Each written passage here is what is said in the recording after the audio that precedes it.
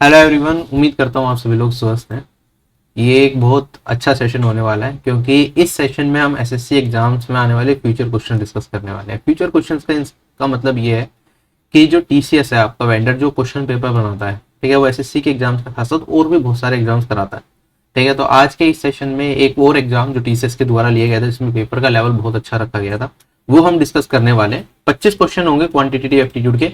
Weightage भी almost SSC CGL CHSL जैसी ही है, चैप्टर वाइज वेटेज जो हम होगी, तो काफी ज्यादा मजा आने वाला है 25 के 25 क्वेश्चन सोल्व करने में। थोड़े से कैलकुलेटिव होंगे, ठीक है। अगर मुश्किल पेपर बनाया जाएगा सीजीएल में, जैसे होता है ना हार्डेस्ट शिफ्ट अगर बनाएंगे तो वो आपको देखने में जैसी ये शिफ्ट होगी इस तरह की दिखेगी, इससे मुश्किल पेपर आपको एसएससी सीजीएल में नहीं दिखेगा, ठीक है। और आने वाले टाइम में एसएससी का लेवल इसी पे जाने वाला है क्योंकि हम देख रहे हैं टीसीएस ने सबसे पहला पेपर आपका 2018 के अंदर लिया, ठीक है। क्वेश्चंस मुश्किल नहीं थे, लेवल मेंटेन्ड था, ठीक है। लेकिन क्योंकि उससे पहले सीफी लेता था तो टाइप्स ऑफ क्वेश्चन, जिस टाइप के क्वेश्चन पूछे जा रहे हैं वो थोड़े से बदले थे।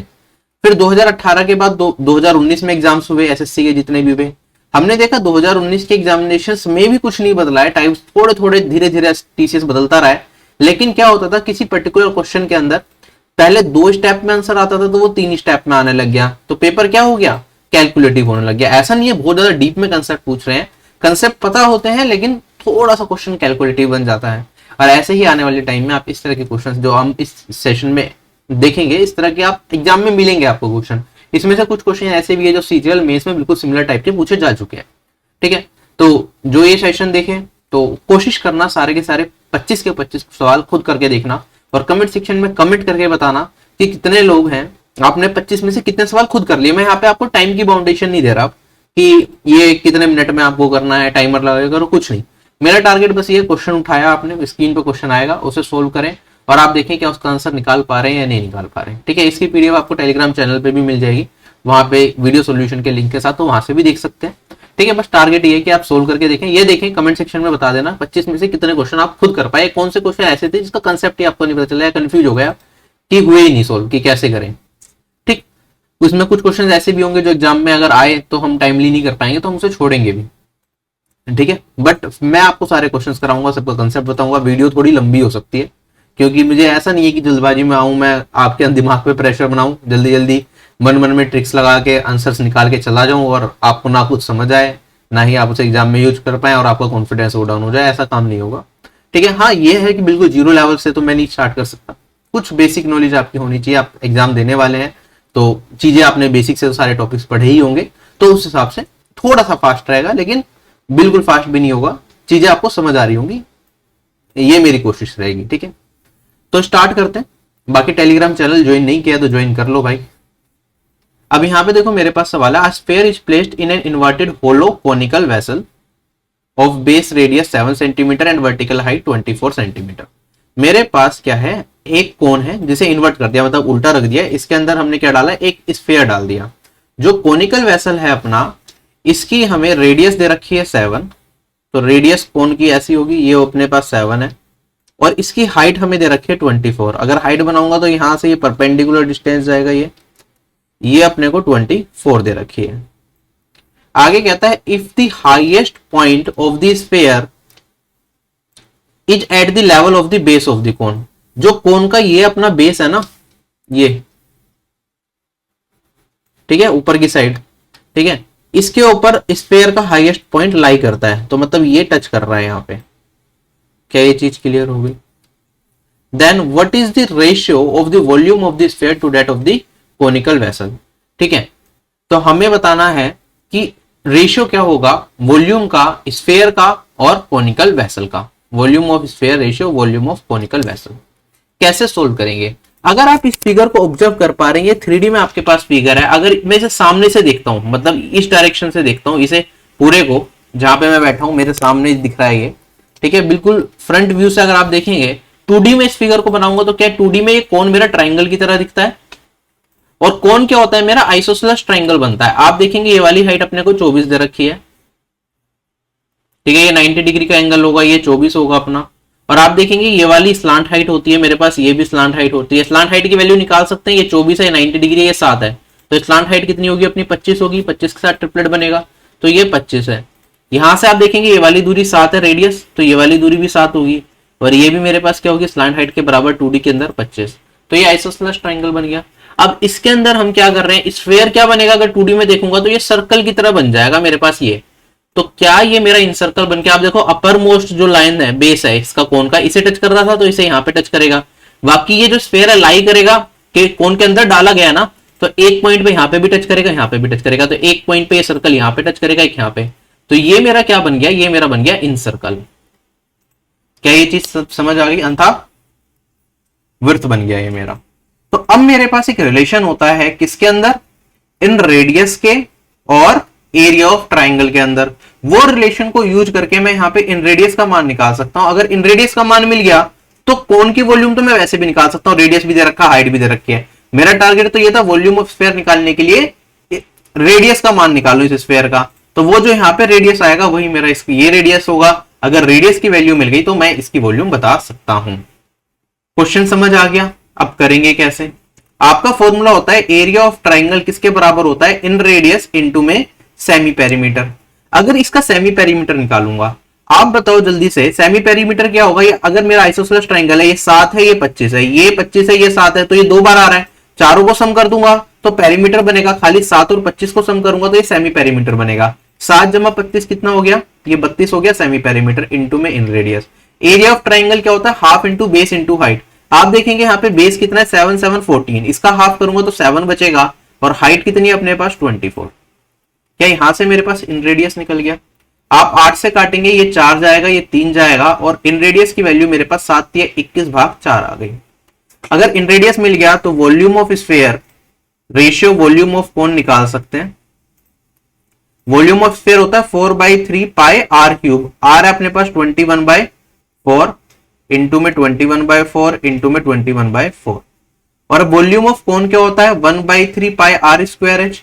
रेडियस है अपना 7 और हाइट है अपनी 24। सोल्व करके इसका आंसर निकाल लेंगे। आप देखेंगे यहां से पाई से मेरा पाई कैंसिल हो गया, ठीक है।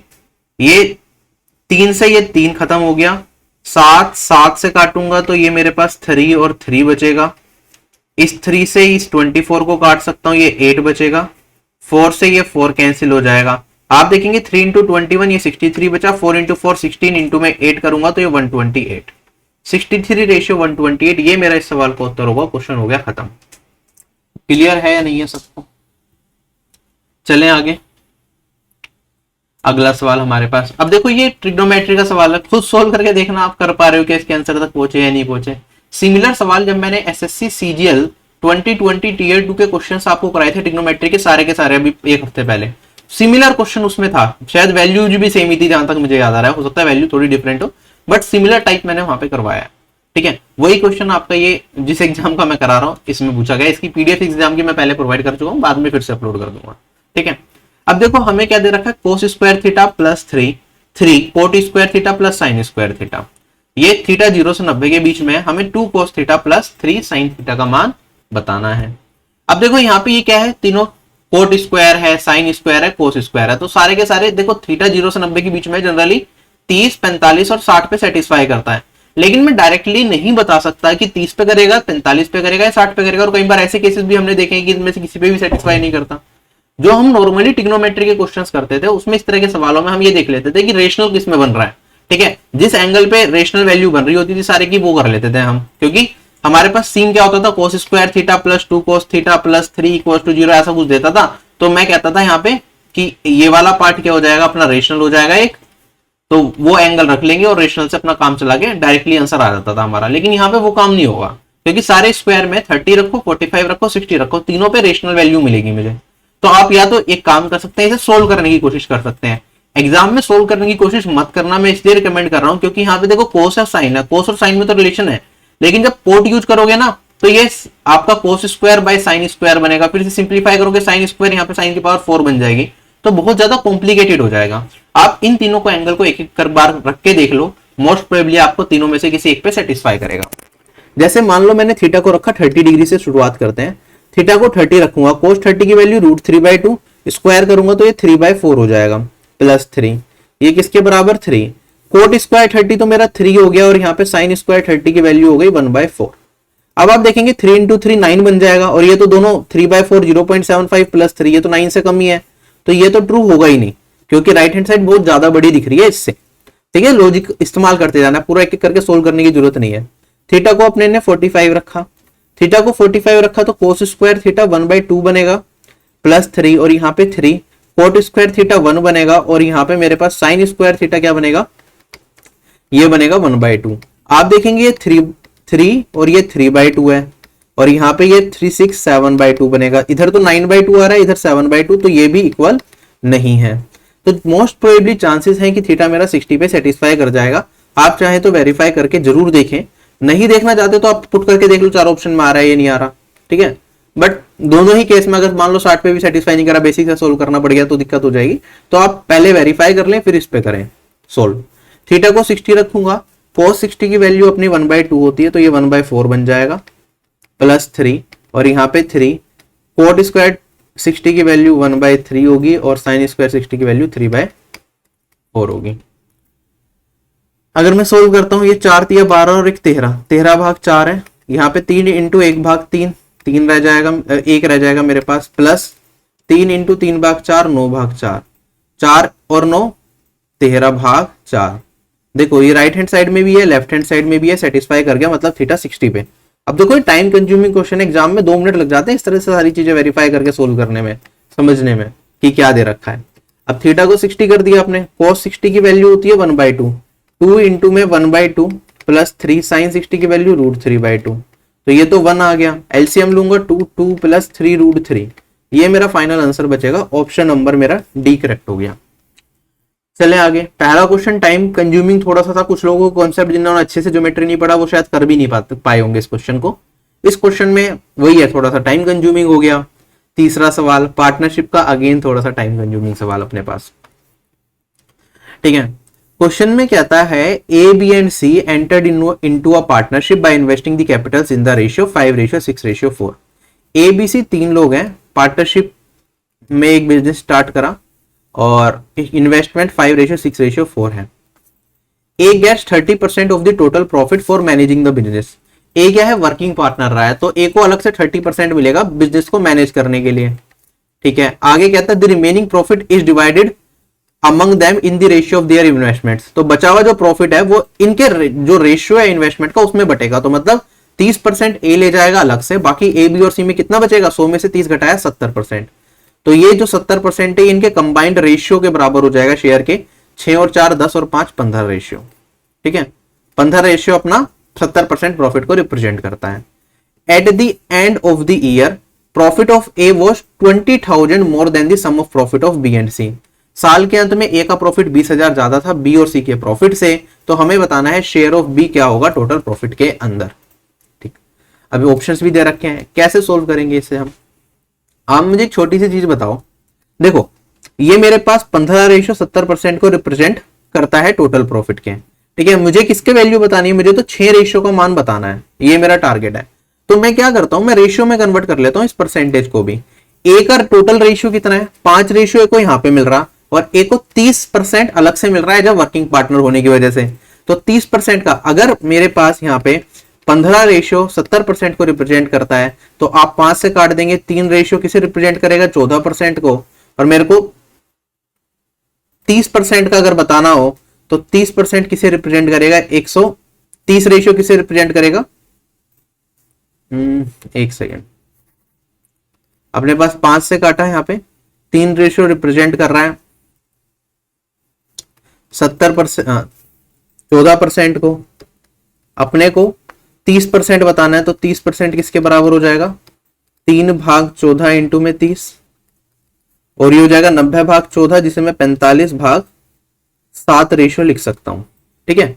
तो 45/7 रेशियो तो ए को मिलेगा वर्किंग पार्टनर होने की वजह से, 5 रेशियो ए को मिलेगा अपनी इन्वेस्टमेंट की वजह से। तो ए को टोटल कितना रेशियो प्रॉफिट मिलेगा, ये मिलेगा 45/7 प्लस 5 रेशियो, ये ए का हो गया। अगर मैं बात करता हूं ए को जो प्रॉफिट मिल रहा है वो बी और सी के कंबाइंड प्रॉफिट से 20,000 ज्यादा है। बी और सी का कंबाइंड प्रॉफिट कितना है, 10 रेशियो। तो इसमें से अगर मैं 10 रेशियो को घटाऊंगा तो ये किसके बराबर होगा, ये अपना 20,000 के बराबर होगा। हमें बताना है कि 6 रेशियो का मान क्या है। सोल्व करके 6 रेशियो निकाल लेंगे। 7 पंजे 35, 35 और 45 80 हो जाएगा। 7 इंटू 10 70, 80 में से 70 को घटाऊंगा तो मेरे पास बचेगा 10, और यहां पर आएगा मेरे पास भाग 7, और ये 20,000 को रिप्रेजेंट करेगा। और अपने पास 6 रेशियो का मान बताना है, तो यहां पे एक रेशियो की वैल्यू हो जाएगी 20,000 इंटू में 7 भाग 10, और 6 से गुना कर दूंगा तो यहां पे 6। तो मेरे पास यहाँ पे 6 रेशियो का मान 0 से 0 करके 42, 42 दूनी 84, 84,000 मेरा इस क्वेश्चन का आंसर होगा। क्वेश्चन हो गया खत्म। क्लियर है? तो मैंने रेशियो में सारी चीजों को कन्वर्ट कर लिया, फिर अपने क्वेश्चन का आंसर निकाल लिया। स्टेप बाय स्टेप मैं गया हूं, कोई जल्दी कोई ट्रिक्स यहाँ पे नहीं लगाई अपना आंसर निकालने के लिए। अगले सवाल पे चलते हैं। क्वेश्चन में कहता है the income of A is 35,600 per month, he saves 20% of his income. If his monthly income increases by 25% and the expenditure increases by 30%, then his monthly saving increases by। ठीक है, एक इनकम दे रखी है हमें इतनी, ये क्या करता है 20% अपनी इनकम का सेव कर लेता है। तो इनकम को मैं फिलहाल 100 रेशियो मान लेता हूं। ठीक है, अगर ये 20% सेव करेगा तो 20 रुपए सेव कर लेगा, खर्च कितना करेगा अपना 80 रुपए खर्च करेगा। इसकी मंथली जो इनकम है वो 25% से बढ़ी, तो चेंज इन इनकम या चेंज इन, अगर डेल्टा का साइन लगा दिया चेंज के लिए, तो इनकम 25% से बढ़ी, तो इसका 25% कितना हो जाएगा 25 रेशियो उसकी इनकम बढ़ गई। उसका एक्सपेंस किससे इंक्रीज हो गया 30% से, तो एक्सपेंस पहले 80 था 30% से बढ़ेगा, 80 का 30% क्या ये 24 होगा, तो उसका एक्सपेंस 24 से बढ़ा। अब आप ये बताओ इनकम 25 से बढ़ी, एक्सपेंस अगर 24 से बढ़ा तो सेविंग कितने से बढ़ी होगी। इनकम माइनस एक्सपेंस सेविंग होता है, तो 25 में से 24 को घटाऊंगा तो मेरे पास सेविंग कितने से बढ़ी होगी 1 से बढ़ी होगी। ठीक है, अगर सेविंग 1 से बढ़ी है तो मुझे बताना है उसकी जो मंथली सेविंग है कितने रुपए से बढ़ी, एक रेशियो का मान बताना है। इनकम उसकी दे रखी है हमें 25,600, 100 रेशियो किसे रिप्रेजेंट करता है 35,600 को रिप्रेजेंट करता है। एक रेशियो किसे रिप्रेजेंट करेगा 100 से काट देंगे इसे तो 356 को रिप्रेजेंट करेगा। यही मेरा इस सवाल का उत्तर है। क्वेश्चन हो गया खत्म। चलें आगे। अगला सवाल अलजेब्रा का सिंपल सवाल, इस तरह के बहुत हमने देखे हैं। 2x प्लस 3y अगर 5/2 के बराबर है, xy 1/6 के बराबर है, तो 8x cube plus 27y cube की वैल्यू बतानी है। 8x क्यूब क्या होगा 2x का whole cube, 27y cube 3y का whole cube. a cube plus b cube ये किसके बराबर, ये होता है हमारा a प्लस b का whole cube minus 3ab, a plus b, यही फॉर्मूला है। तो अगर ये फॉर्मूला लगा दूं 2x प्लस 3y, ये अपना 2x a है, ये b है 3y, तो 2x प्लस 3y का मान कितना दे रखा है 5/2, तो 5/2 का क्यूब माइनस 3ab। ab क्या होगा मेरा 2x इंटू में 3y, 2x इंटू में 3y करूंगा तो ये तो 6xy आएगा। तो xy का मान यहाँ पे 6 में 6 लिखा, xy का मान कितना है 1/6, और a प्लस b अपना 5/2 है। 6 से 6 कैंसिल आउट हो जाएगा, 125/8 ये आएगा माइनस 15/2। अब ये मुझे 8 बनाना है, तो यहाँ पे 4 से और यहाँ पे 4 से गुना, एलसीएम ये 8 आया। 125 माइनस 15 इंटू 4 60, 60 घटा दूंगा 125 में से तो 65 मेरा आंसर आएगा। 65/8 इज द राइट आंसर। चलें आगे, अगले सवाल पे बढ़ते हैं अपने। क्वेश्चन है मेरे पास ये, The cost of a pen is 64% less than the cost of a notebook. The cost of 5 pens and 3 notebooks is 120 rupees. What is the cost of 8 pens and 5 notebooks? Simple question, लेकिन अभी recently आपके SSC exams में नहीं देखा होगा इस तरह का, लेकिन आगे पूछ लेंगे। जो पेन की कीमत है वो 64% अधिक है नोटबुक की कीमत से, सॉरी 64% कम है नोटबुक की कीमत से। तो पेन रेशियो नोटबुक की बात करूंगा, अगर मेरे पास नोटबुक की कीमत 100 है तो पेन की 64 कम कर दूंगा तो ये 36 बचेगा। इसे अगर मैं 4 से काट दूंगा तो मेरे पास ये वाली वैल्यू आ जाएगी 9/25। ठीक है, कहता है 5 पेन और 3 नोटबुक की कीमत 120 है, तो पेन की कीमत को 9x मान लेता हूं और मैं नोटबुक की कीमत को 25x मान लेता हूं। 5 पेन की कीमत 5 इंटू में 9x होगी और 3 नोटबुक की कीमत 3 इंटू 25x, ये किसके बराबर 120 के बराबर हो गया। अपने को कॉस्ट बतानी है 8 पेन और 5 नोटबुक्स की, तो हमें वैल्यू किसकी बतानी है, 8 पेन, पेन की कीमत कितनी है 9x, और 5 नोटबुक्स मतलब 25x, ये वैल्यू बतानी है। सोल्व करके यहाँ से निकाल लेते हैं, x की वैल्यू यहाँ पुट कर देंगे, 5 इंटू 9 45, और यहाँ पे 3 इंटू 25 75, 45 प्लस 75 120, 120x अगर 120 के बराबर तो x का मान आया 1, अगर x का मान आ गया 1 तो यहाँ पे 1 रख देंगे, तो मतलब x को भूल ही जाओ एक तरीके से। 5 इंटू 25 125, 8 इंटू 9 72, 72 और 125 197, 197 इज द राइट आंसर। ये मेरा इस क्वेश्चन का आंसर आएगा। अगले सवाल पे चलते हैं। क्वेश्चन में कहता है Abhi has two items A and B, when he sells A at a loss of 15% and B at a profit of 25%, he has no loss no profit। अभी के पास दो सामान है A और B, A को बेचता है 15% के नुकसान पे और B को बेचता है 25% के फायदे पे, दोनों ट्रांजेक्शन में मिलाकर ना प्रॉफिट ना नुकसान। इससे मुझे ये चीज समझ आती है कि जो A पे नुकसान हुआ वो B के प्रॉफिट के बराबर है, तो A पे नुकसान कितना, अगर A का कॉस्ट प्राइस A माना तो इस पे लॉस है 15% का, तो मैं कहूंगा A का 15% किसके बराबर हो जाएगा, B पे जो A पे नुकसान है 15% का तो A का 15%, B पे प्रॉफिट है 25% का तो B के 25% के प्रॉफिट के बराबर हो जाएगा। B के कॉस्ट प्राइस को B मान लिया, तो यहां से मुझे A और B का मान मिल जाएगा, परसेंट से परसेंट कटेगा, 5 से काटूंगा तो 5/3 आ गया। इतना मुझे फर्स्ट लाइन ने दे दिया। आगे बढ़ते हैं। When he sells A at a profit of 25% and B at a loss of 10%, अगर वो A को 25% के मुनाफे पे B को 10% के नुकसान पे बेचता है तो then he gains 114, तो उसे 114 रुपए का लाभ प्राप्त होता है। ठीक है, तो हमें बताना है डिफरेंस क्या है सेलिंग प्राइस में A और B का फर्स्ट केस के अंदर। तो आप आराम से निकाल सकते हैं। मैं कहूंगा सर कुछ नहीं करना, A की कॉस्ट प्राइस को मैंने A माना था, इसे 5x मान लेता हूं, B की कॉस्ट प्राइस को 3 माना था, इसे 3x मान लेता हूं। तो अगर मेरे पास इसका कॉस्ट प्राइस 5x है, इसे मैंने बेचा 25% के प्रॉफिट में, 25% का मतलब होता है 5/6 4, ठीक है, 4 का पड़ रहा है, 5 का बेच दिया, 25% का प्रॉफिट कमा लिया। अगर मैं B की बात करता हूं, इसे हमने बेचा 10% के नुकसान पे, 10% के नुकसान का मतलब क्या है, B की कीमत है 3x, ठीक है, 10% मतलब मैंने इस आर्टिकल को बेचा, थोड़ा सा गलत लिख दिया मैंने, यहाँ पे वापस आता हूं, मुझे प्रॉफिट निकालना है ना, प्रॉफिट दे रखा है फाइनली कितना हो रहा है, तो 25% का प्रॉफिट हुआ है, तो 5x कीमत है, 25% कितना होता है 1/4, तो इसका 1/4 का ये प्रॉफिट हुआ। अगर मैं B की बात करता हूँ, वो नुकसान पे बेचा जा रहा है B आर्टिकल को 10% के, 10% मतलब 1/10 का नुकसान हुआ, B आर्टिकल की कीमत है 3x, नुकसान हो रहा है तो वैल्यू क्या हो जाएगी, नेगेटिव हो जाएगी, प्रॉफिट में से नुकसान को घटाना पड़ेगा जिससे कि नेट प्रॉफिट या लॉस निकल पाए। तो हमें नेट प्रॉफिट हो रहा है 114 रुपए का। ठीक है, यहां से मैं x की कीमत निकाल सकता हूं। बाद में हमसे difference between the selling price पूछा है A और B का, जो फर्स्ट केस में था, तो वो निकाल लेंगे।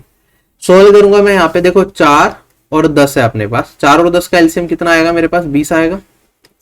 ठीक है, इसमें 5 से गुना करूंगा 25, और इसमें 2 से 6, 25 में से 6 घटाऊंगा तो 19x आएगा, और ये 114 के बराबर आ जाएगा। 19 से काटूंगा 6, और x का मान मेरे पास 120 आ जाएगा। अगर x 120 रुपए के बराबर हो गया तो मेरे पास जो आर्टिकल A है इसकी कीमत कितनी हो गई 5x, तो 5 इंटू 120, आर्टिकल A तो 600 का हो गया। आर्टिकल B की बात करूंगा 3 इंटू 120, ये 360 का हो गया। फर्स्ट केस में मैं आर्टिकल A को 15% के लॉस पे बेच रहा था, ठीक है, तो 15% का लॉस हुआ, 15% कितना होता है 3/20, ठीक है, तो ये माइनस हो जाएगा मेरे पास क्योंकि लॉस है। और सेकंड केस में मैं आर्टिकल B को 25% के प्रॉफिट, 25% क्या होता है 1/4, तो ये प्रॉफिट है तो ये प्लस हो जाएगा। तो नेट हमें ये पूछा है difference between the selling price of A and B, selling price का डिफरेंस पूछा है। तो अगर मैं इसका सेलिंग प्राइस निकालूंगा तो 15% का लॉस हुआ, मतलब कितना हो जाएगा, 85% में बेचेंगे, 85% कितना होता है 17/20 होता है ना, तो यहाँ पे 17/20 इसका सेलिंग प्राइस हो गया। अगर मैं सेकंड आर्टिकल की बात करता हूँ, इसे हमने बेचा 25% के प्रॉफिट में, 25% के प्रॉफिट का मतलब हो गया ये मुझे कितने का पड़ रहा था 3x, 3 इंटू 120 360। इस पे अगर मैं 25% का प्रॉफिट लगाता हूँ, 25% मतलब 125% में बेचा जाएगा, तो 4 का पड़ रहा है तो हम कितने का बेचेंगे 5 का, ठीक है, 125% यही होता है। इनका डिफरेंस निकाल लेंगे। सोल्व करूंगा, 20 से काटूंगा 30, 30 इंटू 17 510 आएगी ये वाली वैल्यू। ये वाली वैल्यू निकालूंगा, 4 से काटूंगा तो ये 90, 90 इंटू 5 450 आएगा, और इनका डिफरेंस आ गया मेरे पास 7। ये इस सवाल का उत्तर है। ठीक है, तो लंबे लंबे सवाल हैं, थोड़ा टाइम लग रहा है, कैलकुलेशन करनी पड़ रही है।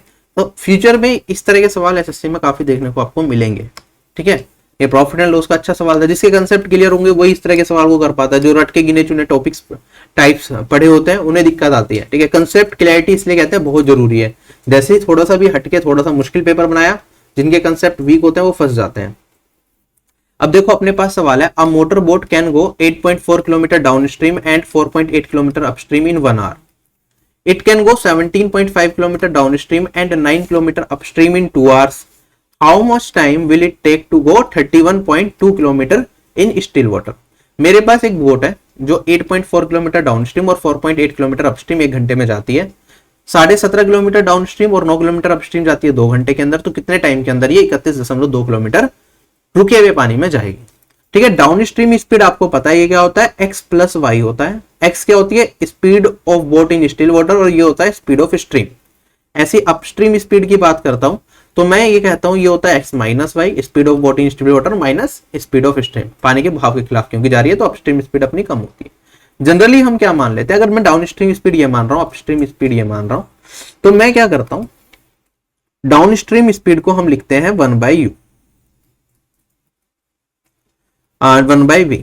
ठीक है, 1/v को हम x प्लस वाई मान लेते हैं। तो या फिर मैं कह सकता हूं v की वैल्यू x प्लस वाई, या फिर मैं ये कह सकता हूं v क्या है मेरे पास, ये वो टाइम है जिसमें हम 1 किलोमीटर डाउनस्ट्रीम चलते हैं। ठीक है, अगर मान लो 1 किलोमीटर मुझे डाउनस्ट्रीम जाना है, उसका टाइम निकालना है, तो टाइम क्या होता है, स्पीड अपॉन में, सॉरी डिस्टेंस अपॉन में स्पीड। और डिस्टेंस की बात करो, अगर मुझे 1 किलोमीटर जाना है, स्पीड कितनी है x प्लस वाई, तो 1/x प्लस वाई क्या हो जाएगा, डाउनस्ट्रीम अगर 1 किलोमीटर जाना है तो मुझे इतना टाइम लगेगा। तो ये v क्या है मेरा, 1 किलोमीटर डाउनस्ट्रीम जाने में कितना टाइम लगेगा। ऐसे अपस्ट्रीम स्पीड की बात करूं तो मैं u मान लेता हूं किसे, 1/x माइनस वाई को। तो 1 किलोमीटर अपस्ट्रीम जाने का टाइम हम ये मान के चलते हैं। ठीक है, ये मन मन में हमें याद होता है। ठीक है, ये बताने वाली चीज नहीं है, ये हमेशा याद रखना है। एसएससी में बोटनी स्ट्रीम के जब भी सवाल आएंगे आपको इसी फॉर्म में करने पड़ेंगे और बड़े आसानी से आंसर भी आ जाता है। ये थोड़ा कैलकुलेटिव सवाल है, इस तरह का सवाल एग्जाम में मिले, पॉइंट में वैल्यूज दे रखी है, डायरेक्टली कुछ लग नहीं रहा तो लास्ट के लिए छोड़ सकते हैं। अब देखो अपने को जाना है 8.4 किलोमीटर अपस्ट्रीम, 1 किलोमीटर डाउनस्ट्रीम जाना है 8.4 किलोमीटर। 1 किलोमीटर डाउनस्ट्रीम जाने में v टाइम लग रहा है, तो 8.4 किलोमीटर डाउनस्ट्रीम जाने में 8.4 v टाइम लगेगा। 8.4 किलोमीटर अपस्ट्रीम जाने में कितना टाइम लगेगा, 1 किलोमीटर में u लग रहा है तो अपने पास 4.8 u टाइम लगेगा। टोटल टाइम कितना लग गया, ये हमें दे रखा है 1 घंटा। ऐसे ही फिर 17.5 किलोमीटर डाउनस्ट्रीम जाना है तो 17.5 v टाइम लगेगा। 9 किलोमीटर अपस्ट्रीम जाना है तो 9 u टाइम लगेगा और टोटल टाइम कितना लग रहा है, 2 घंटे। ठीक है, हमें बताना है कि 31.2 किलोमीटर स्टिल वाटर में जाने में कितना टाइम लगेगा, मतलब 31.2 डिवाइडेड बाय स्टिल वाटर में स्पीड कितनी है x, इसका मान हमें निकालना है। तो it is still a very complicated process to get to this, क्योंकि यहाँ पे ये सोल्व करना है 2 इक्वेशन, फिर अपने पास x और y की फॉर्म में इक्वेशन बनेगी, उसे सोल्व करके x की वैल्यू और फिर यहाँ पे पुट करना। चलो अब स्टार्ट करते हैं, कैसे सोल्व करेंगे। देखो सबसे पहला टारगेट तो अपना ये होगा u और v में से एक को एलिमिनेट करना। तो पहले थोड़ा सिंप्लीफाई कर लो। चलो मैंने यहाँ पे पॉइंट हटा दिया, ये पॉइंट हटा दिया, यहाँ पे 0 लग जाएगी। ठीक है, फिर मैं इसे 2 से काट सकता हूँ तो मेरे पास 42v प्लस 24u, ये 5 के बराबर आ गया। ये पॉइंट 17.5 है, इसमें पूरे में 2 से मल्टीप्लाई कर दो सिंप्लीफाई करने के लिए। ये 35v प्लस 9 2 जा 18u, ये मेरे पास 4 हो जाएगा। अब आप सिंप्लीफाई देखो, ये 18 है, ये 24 है, ये 6 इंटू 3, ये 6 इंटू 4। एलसीएम लूंगा तो मैं यहाँ पे 4 से इसमें 3 से मल्टीप्लाई कर दूं अगर, और इसमें 4 से मल्टीप्लाई कर दूं तो दोनों साइड यहाँ पे 18 इंटू 4 72, 24 इंटू 3 72। तो ये दोनों एलिमिनेट हो जाएंगे अगर मैं इस वाली इक्वेशन में से इस वाली इक्वेशन को सब्ट्रैक्ट कर दूं। ठीक है, आप देखेंगे यहाँ पे 42 इंटू में 3 कितना होगा, 126। 35 इंटू में 4 कितना होगा, 140।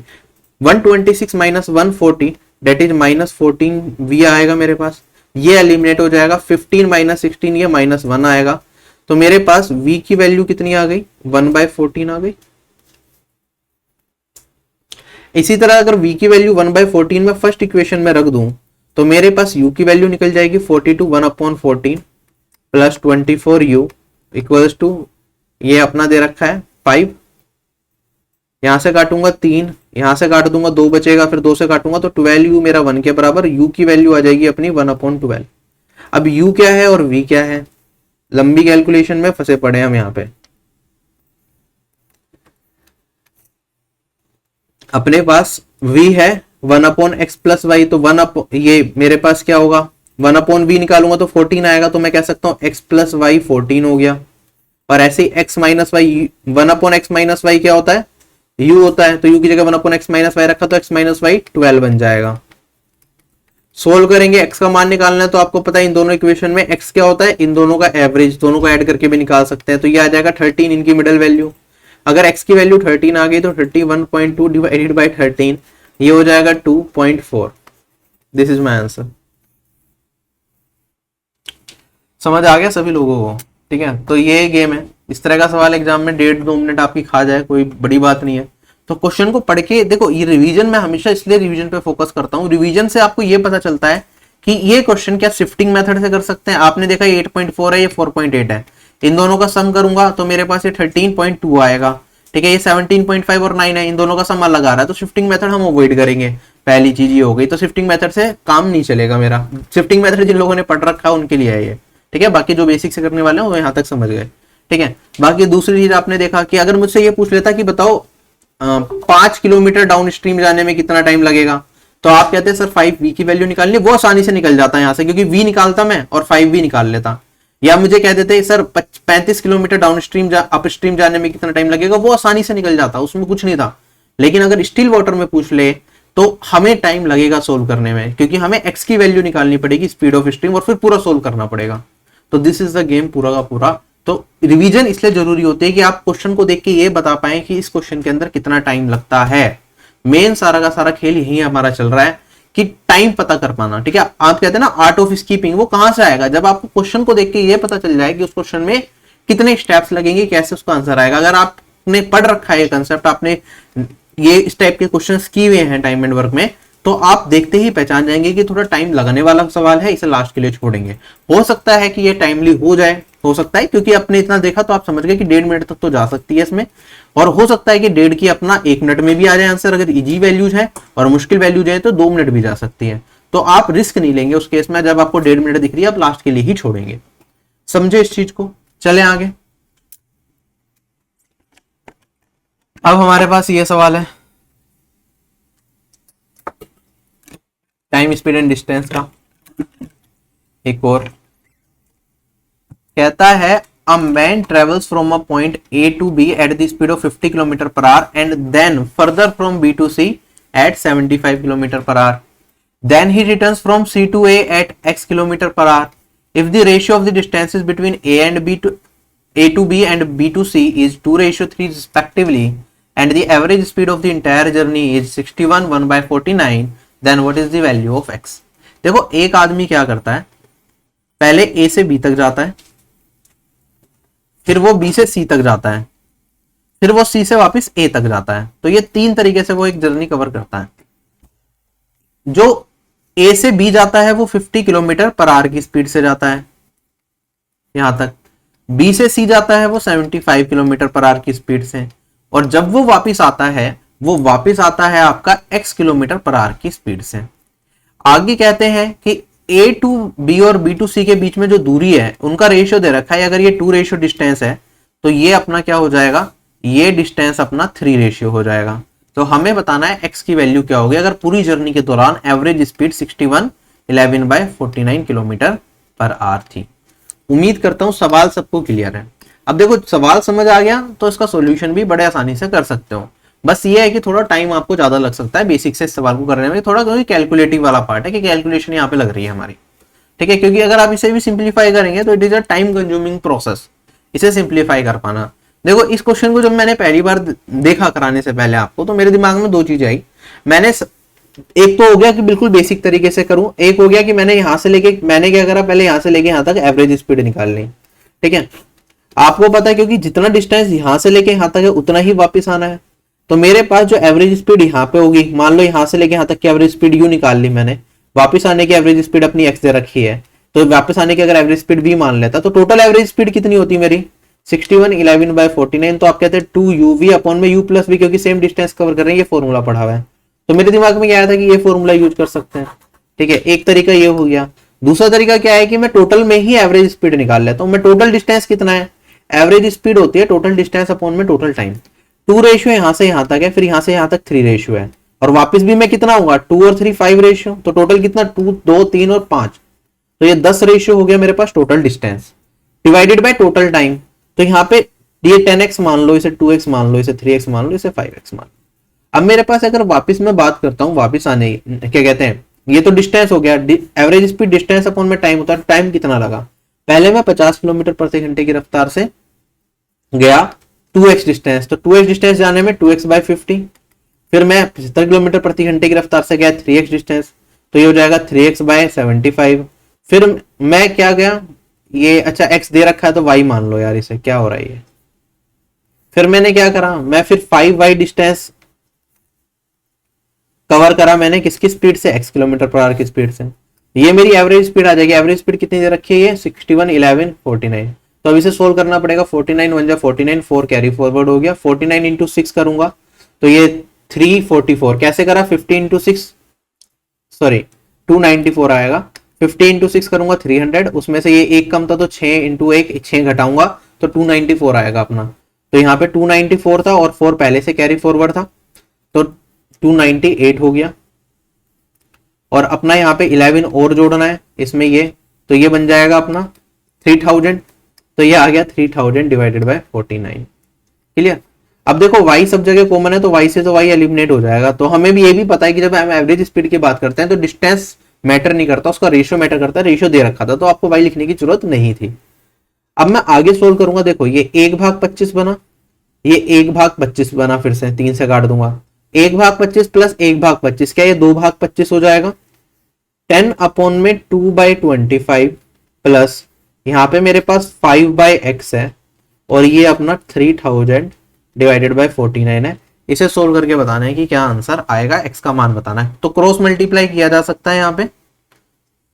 अगर आप क्रॉस मल्टीप्लाई कर देंगे तो ये मेरे पास पहले तो 0 से 0 हटा दो, ये 49/300 बचेगा, ये 2/25 प्लस 5/x बचेगा। 2/25 इधर जाके सब्ट्रैक्ट करूंगा, 300 एलसीएम आ जाएगा। 12 से गुना करना पड़ेगा, 12 दूनी 24।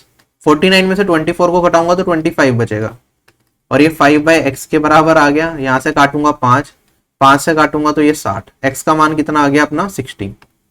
तो this is the question, this is the calculation जो हमने इस क्वेश्चन के अंदर करी। अब देखो एक अप्रोच तो ये होगी बेसिक अप्रोच, यही आपको पकड़ के चलनी है, इसी से आपका आसानी से आंसर आएगा। ठीक है, फंसना नहीं है, बिल्कुल भी अपने कंसेप्ट से भरोसा रखना है। दूसरा तरीका जो मैं कह रहा था वो क्या था कि मैं यहाँ से लेके मान लो यहाँ तक की रिलेटिव स्पीड निकालता। ठीक है, वो कई बार काम करता है कई बार नहीं करता। ऑप्शन की मदद से अगर हो जाए तो बढ़िया है, नहीं होता तो हम फंस भी जाते हैं कई बार उसमें। जैसे मान लो रिलेटिव स्पीड निकाली मैंने, 2 डिस्टेंस 50 किलोमीटर पर आवर की स्पीड से, 3 डिस्टेंस 75 से।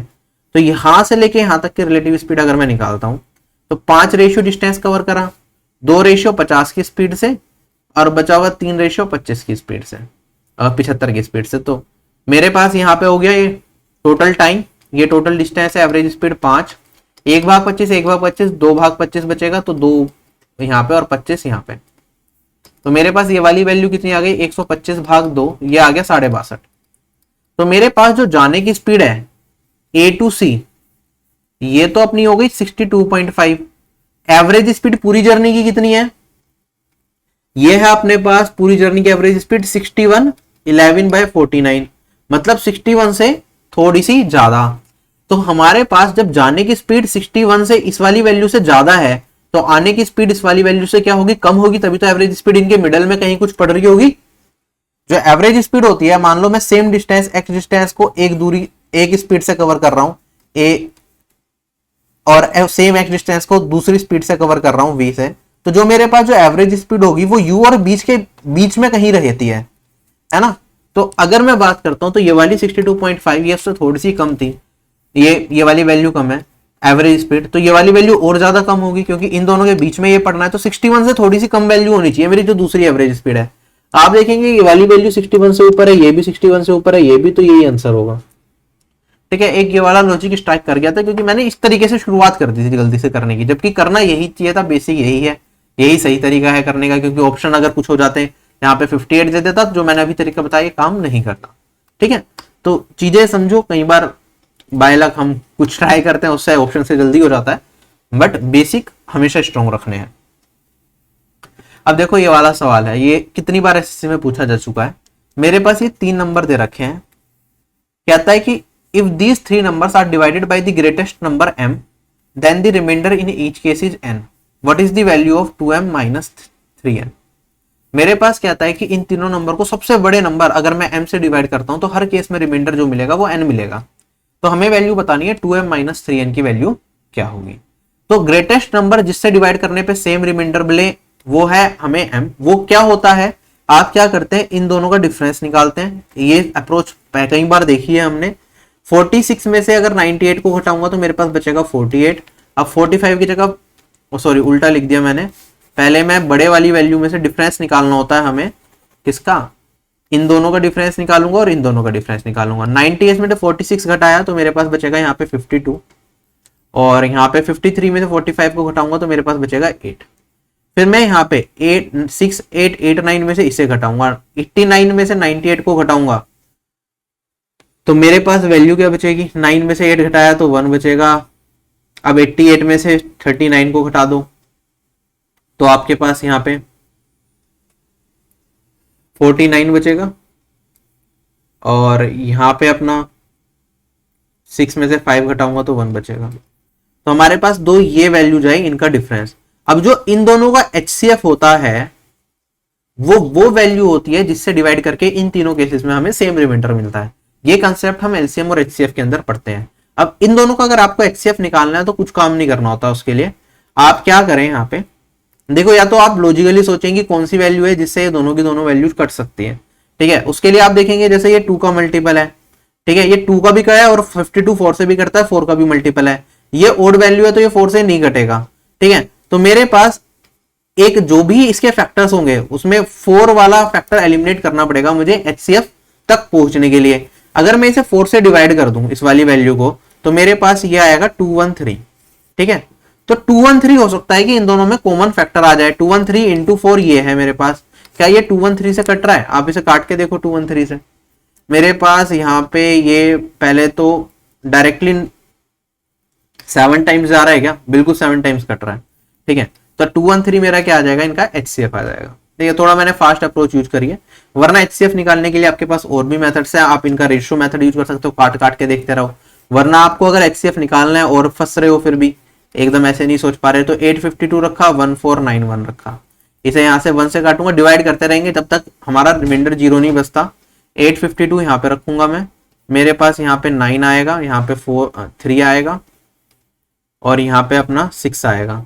639 से फिर मैं 852 को डिवाइड करूंगा, 1 जाएगा, 639 आएगा, ये मेरे पास 3 आएगा, ये 1 आएगा और यहाँ पे अपना 2 आएगा। ये 213 और यहाँ पे 639, आप देखेंगे ये कितना है, 3 टाइम्स पूरा का पूरा चला गया। 213 6139, तो ये मेरा कट के रिमाइंडर आ गया 0। जब रिमाइंडर 0 आ जाता है तो लास्ट डिवाइजर जो होता है वही हमारा क्या होता है, HCF। डिवाइजर कैसे निकाल रहे हैं दोबारा सुन लो जिसे नहीं पता। 852 दोनों, इन दोनों का HCF निकालना था, छोटे से बड़े को डिवाइड करना स्टार्ट करा, जो रिमाइंडर आया उस रिमाइंडर से पहले वाले डिवाइजर को डिवाइड करा, फिर इसे डिवाइड करने के बाद जो रिमाइंडर आया इस रिमाइंडर से इसे डिवाइजर को डिविडेंड बना के डिवाइड करा, और जब हमारा ये रिमाइंडर 0 बचे ऐसे करते करते तो जो लास्ट डिवाइजर होता है वो HCF होता है। तो ये अप्रोच भी आप यूज कर सकते थे, ठीक है। जितने क्वेश्चन आप प्रैक्टिस करेंगे उतनी अप्रोच आपकी बिल्ड होती रहेगी, अपने आप ही आप ट्रिक बनाते रहेंगे करने की। जैसे ये वाला है, अब हर चीज एक्सप्लेन भी नहीं की जा सकती। जैसे 852 है, मैंने 1491 इनका HCF निकालना, तो मैंने ऐसे ही करा, मैंने कहा ये दोनों में देखो 4, इसमें ये 4 का मल्टीपल है, ये अपना 4 का मल्टीपल नहीं है, तो 4 तो एक ऐसा फैक्टर हो गया जो इन दोनों का HCF नहीं हो सकता, तो इसमें से 4 को एलिमिनेट किया तो मुझे मिला 213। फिर मैंने 213 से देख लिया कि ये और ये दोनों कट रहे हैं क्या, हमने देखा दोनों कट रहे हैं, तो यही अपना HCF आ गया। तो m का मान कितना हो गया, 213, तो 2 इंटू में 213 तो ये हो गया। अब मुझे -3n करना है, n का मान क्या आएगा, n वो वैल्यू थी m से डिवाइड करने पे जो हर केस में रिमाइंडर मिल रहा था। m वो वैल्यू है तीनों को डिवाइड करके सेम रिमाइंडर दे, n वो वैल्यू है जो रिमाइंडर बच रहा है। तो मैं इन तीनों में से कोई भी एक वैल्यू उठाऊंगा, उसे मैं m से डिवाइड करूंगा और रिमाइंडर निकालूंगा। 213 आप किसी को भी डिवाइड कर लो, इन तीनों में से सेम रिमाइंडर मिलेगा। मैं 4 5 4 6 को डिवाइड करता हूं, ये मेरा 2 टाइम्स जाएगा, ये मेरा 4 2 6 हो जाएगा, यहाँ पे अपने पास 8 और ये 2 8 और ये अपना 6 हो जाएगा। 1 जाएगा 213 और ये मेरे पास 3 बचेगा और ये मेरे पास 7 बचेगा। 73 अपना क्या बचा, रिमाइंडर बचा। इसे डिवाइड करोगे तब भी 73, इसे डिवाइड करोगे तब भी 73 रिमाइंडर मिलेगा। अब ये 3n है तो 3 इंटू में 73, अपने पास ये 416 आ गया, 426 आ गया सॉरी, और ये मेरे पास 9 और ये 21, इसमें से ये घटाऊंगा तो 07 और ये 207 मेरा इस क्वेश्चन का आंसर है। अपने आप में टाइम कंज्यूमिंग क्वेश्चन, ठीक है। आप सोते पहले ये दोनों डिफरेंस निकाला, डिफरेंस सब्ट्रैक्ट करने में थोड़ा टाइम ज्यादा लगता है एज कम्पेयर टू एडिशन। उसके बाद HCF निकाला, HCF से फिर इनमें से एक को डिवाइड करा, रिमाइंडर निकाला, फिर यहाँ पुट करा और अपनी वैल्यू निकाली, ठीक है। बाकी यूनिट डिजिट से देखा जा सकता था, इतनी मेहनत करने की जरूरत नहीं थी अगर आप यहाँ तक पहुंच गए थे। यूनिट डिजिट से कैसे देख लेते, क्योंकि चारों ऑप्शन की यूनिट डिजिट अपने पास डिफरेंट है। आप कहते 2 इंटू 3 6 है, यहाँ 3 इंटू 3 9 है, 6 में से 9 को घटाऊंगा क्या रिमाइंडर बचेगा, 6 की जगह हम 16 बना लेंगे क्योंकि छोटा है ये वाली वैल्यू। 16 में से 9 घटाया तो 7 रिमाइंडर आता है, तो यूनिट 7 बचेगा मेरे पास, तो यूनिट डिजिट क्या आएगी 7, ठीक है। तो यूनिट डिजिट कंसेप्ट से भी इतना आने के बाद किया जा सकता था, बट थोड़ी सी कैलकुलेशन थी, इसे करने में क्या ही जा रहा था, हो गया। अब देखो कहता है P varies inversely as the square of Q, P मेरा इनवर्सली प्रोपोर्शनल है Q के स्क्वायर के। इसका मतलब क्या होता है कि मेरा P बराबर हो जाएगा K divided by Q square, और मैं कह सकता हूं P इंटू में Q स्क्वायर ये अपना K के बराबर हो जाएगा, है ना। ऐसा कुछ हमें दे रखा है। अगर Q हमारे पास 4.5 है तो P 1.2 है, हमें बताना है अगर P 0.3 होगा तो Q की वैल्यू क्या होगी। K एक कांस्टेंट होता है जो कि P और Q की हर वैल्यू के लिए फिक्स रहता है, तो मैं कहूंगा जो K का मान होता है वो किसके बराबर होगा। अगर यहाँ पे मैं P1 Q1 का स्क्वायर कर दूं तो ये बराबर होगा P2 Q2 का स्क्वायर, क्योंकि P और Q की जैसे जैसे वैल्यू चेंज होगी K मेरा कांस्टेंट रहेगा। P बदला तो Q चेंज हो जाएगा, Q बदला तो P चेंज हो जाएगा, लेकिन K हमेशा कांस्टेंट रहेगा। P1 Q1 का होल स्क्वायर बराबर होगा हमेशा K के, ऐसे P2 Q2 का होल स्क्वायर K के बराबर होगा। अगर ये रिलेशन मिल ही गया तो पहले हमारे पास Q क्या है 4.5 है, इसका होल स्क्वायर, P क्या है अपने पास 1.2, ये किसके बराबर हो जाएगा। P मेरा चेंज हो गया 0.3 में, मुझे Q का मान बताना है Q2 का होल स्क्वायर। आप देखेंगे 0.3 से 0.2 को काटूंगा 4 टाइम्स, तो मुझे तो Q का स्क्वायर बताना है ना, तो ये 4.5 तो अपने आप ही स्क्वायर से बाहर निकालूंगा, दोनों जगह रूट लूंगा, तो मेरे पास यहाँ पे क्या आ जाएगा 4 का बनेगा 2 और 4.5 के स्क्वायर का बनेगा 4.5, ये अपना Q आ जाएगा Q2, और Q2 का मान आ जाएगा 9।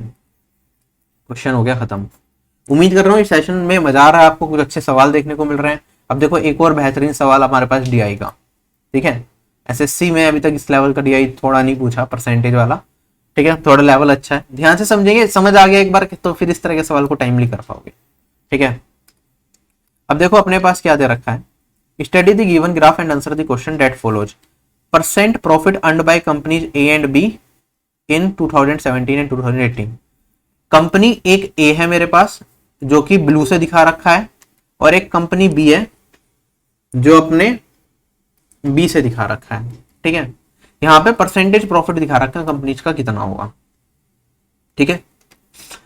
अब यहाँ पे इन्होंने फॉर्मूला भी दे रखा है कि परसेंटेज प्रॉफिट कैसे निकालते हैं। ये होता है income minus expenditure divided by expenditure into में 100। अब ये कैसा आया, अब देखो इनकम क्या होती है, मान लो आपने एक बिजनेस में 100 रुपए लगाए और आपने 120 रुपए कमाए, मतलब 100 रुपए लगाए, कॉस्ट प्राइस 100 रुपए रहा, आपने बेच दिया सामान 120 रुपए का, तो जो 120 होता है इसे हम इनकम कहते हैं, ठीक है। It is not profit, it is income, ठीक है। एक तो हमारे पास होता है income equals to saving plus expenditure, तो एक तो सैलरी वाला इनकम हो गया, ये होता है एक दूसरा एक पार्ट। एक दूसरी अपनी इनकम जो बिजनेस टर्म्स में होती है कि अगर आप बिजनेस कर रहे हैं तो जितना रिवेन्यू आपका कलेक्ट हुआ वो उसे हम इनकम बोलते हैं, ठीक है। ये इनकम क्या है, आपके रेवेन्यू भी है। और जो कॉस्ट प्राइस आपने लगाया तो बिजनेस में जितना खर्चा करा आपने, ये आपका एक्सपेंडिचर हो गया बिजनेस में, ठीक है। 100 रुपए आपने लगाए, मतलब एक तरह से लागत मूल्य इतना हुआ। आप जब बेचने गए तो आपने 120 रुपए टोटल कलेक्ट करे, तो कमाई कितने की हुई, तो प्रॉफिट कितने का हुआ आपका, 120 में से 100 को घटाओगे तो 20। तो अगर प्रॉफिट परसेंट निकालते हैं तो प्रॉफिट परसेंट कितना हो गया, आपको 20 का फायदा हुआ कितने पे, 100 रुपए आपने लगाए थे, तो ये डिवाइडेड बाय 100 क्या है, एक्सपेंस है आपका, तो 120 क्या था, income.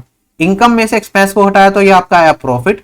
Profit divided by expenditure जो आपका लागत मूल्य है इनटू में 100% करेंगे तो ये आपको एक प्रॉफिट परसेंट मिलेगा। तो इसे हमेशा कॉस्ट प्राइस और सेलिंग प्राइस के टर्म्स में देखें। जब भी इस तरह का सवाल आ रहा है आप इनकम को क्या मान लें, इनकम आपका कॉस्ट प्राइस है, ठीक है। अगर एक्सपेंस की बात, सॉरी, इनकम आपका सेलिंग प्राइस है, एक्सपेंस आपका कॉस्ट प्राइस है, और प्रॉफिट का फॉर्मूला लगा दें इसे मान के, आपको कोई भी दिक्कत इस तरह के सवालों में कभी नहीं आएगी। तो यहाँ पे हमें प्रॉफिट परसेंटेज रखा है, 30% प्रॉफिट है 2017 में कंपनी ए का, कंपनी बी का 45% का प्रॉफिट है 2017 के अंदर। ये सारा चीजें दे रखी है, निकालने का तरीका भी इन्होंने बता रखा है। अब क्वेश्चन क्या है, if the expenditure of companies A and B in 2018 were in the ratio 2:3, then the total income of companies A and B was 355 crores. Then what was the total expenditure of A and B together in that year? ठीक है, मैं दोबारा repeat करता हूं। कहता है कि ए और बी जो कंपनी है 2018 में जो इनका एक्सपेंस था उसका रेशियो 2:3 था। टोटल इनकम जो कंपनी ए और बी की थी वो 355 करोड़ थी 2018 के अंदर ही। हमें बताना है कि टोटल खर्चा कितना हुआ कंपनी और बी का मिला के उस साल के दौरान।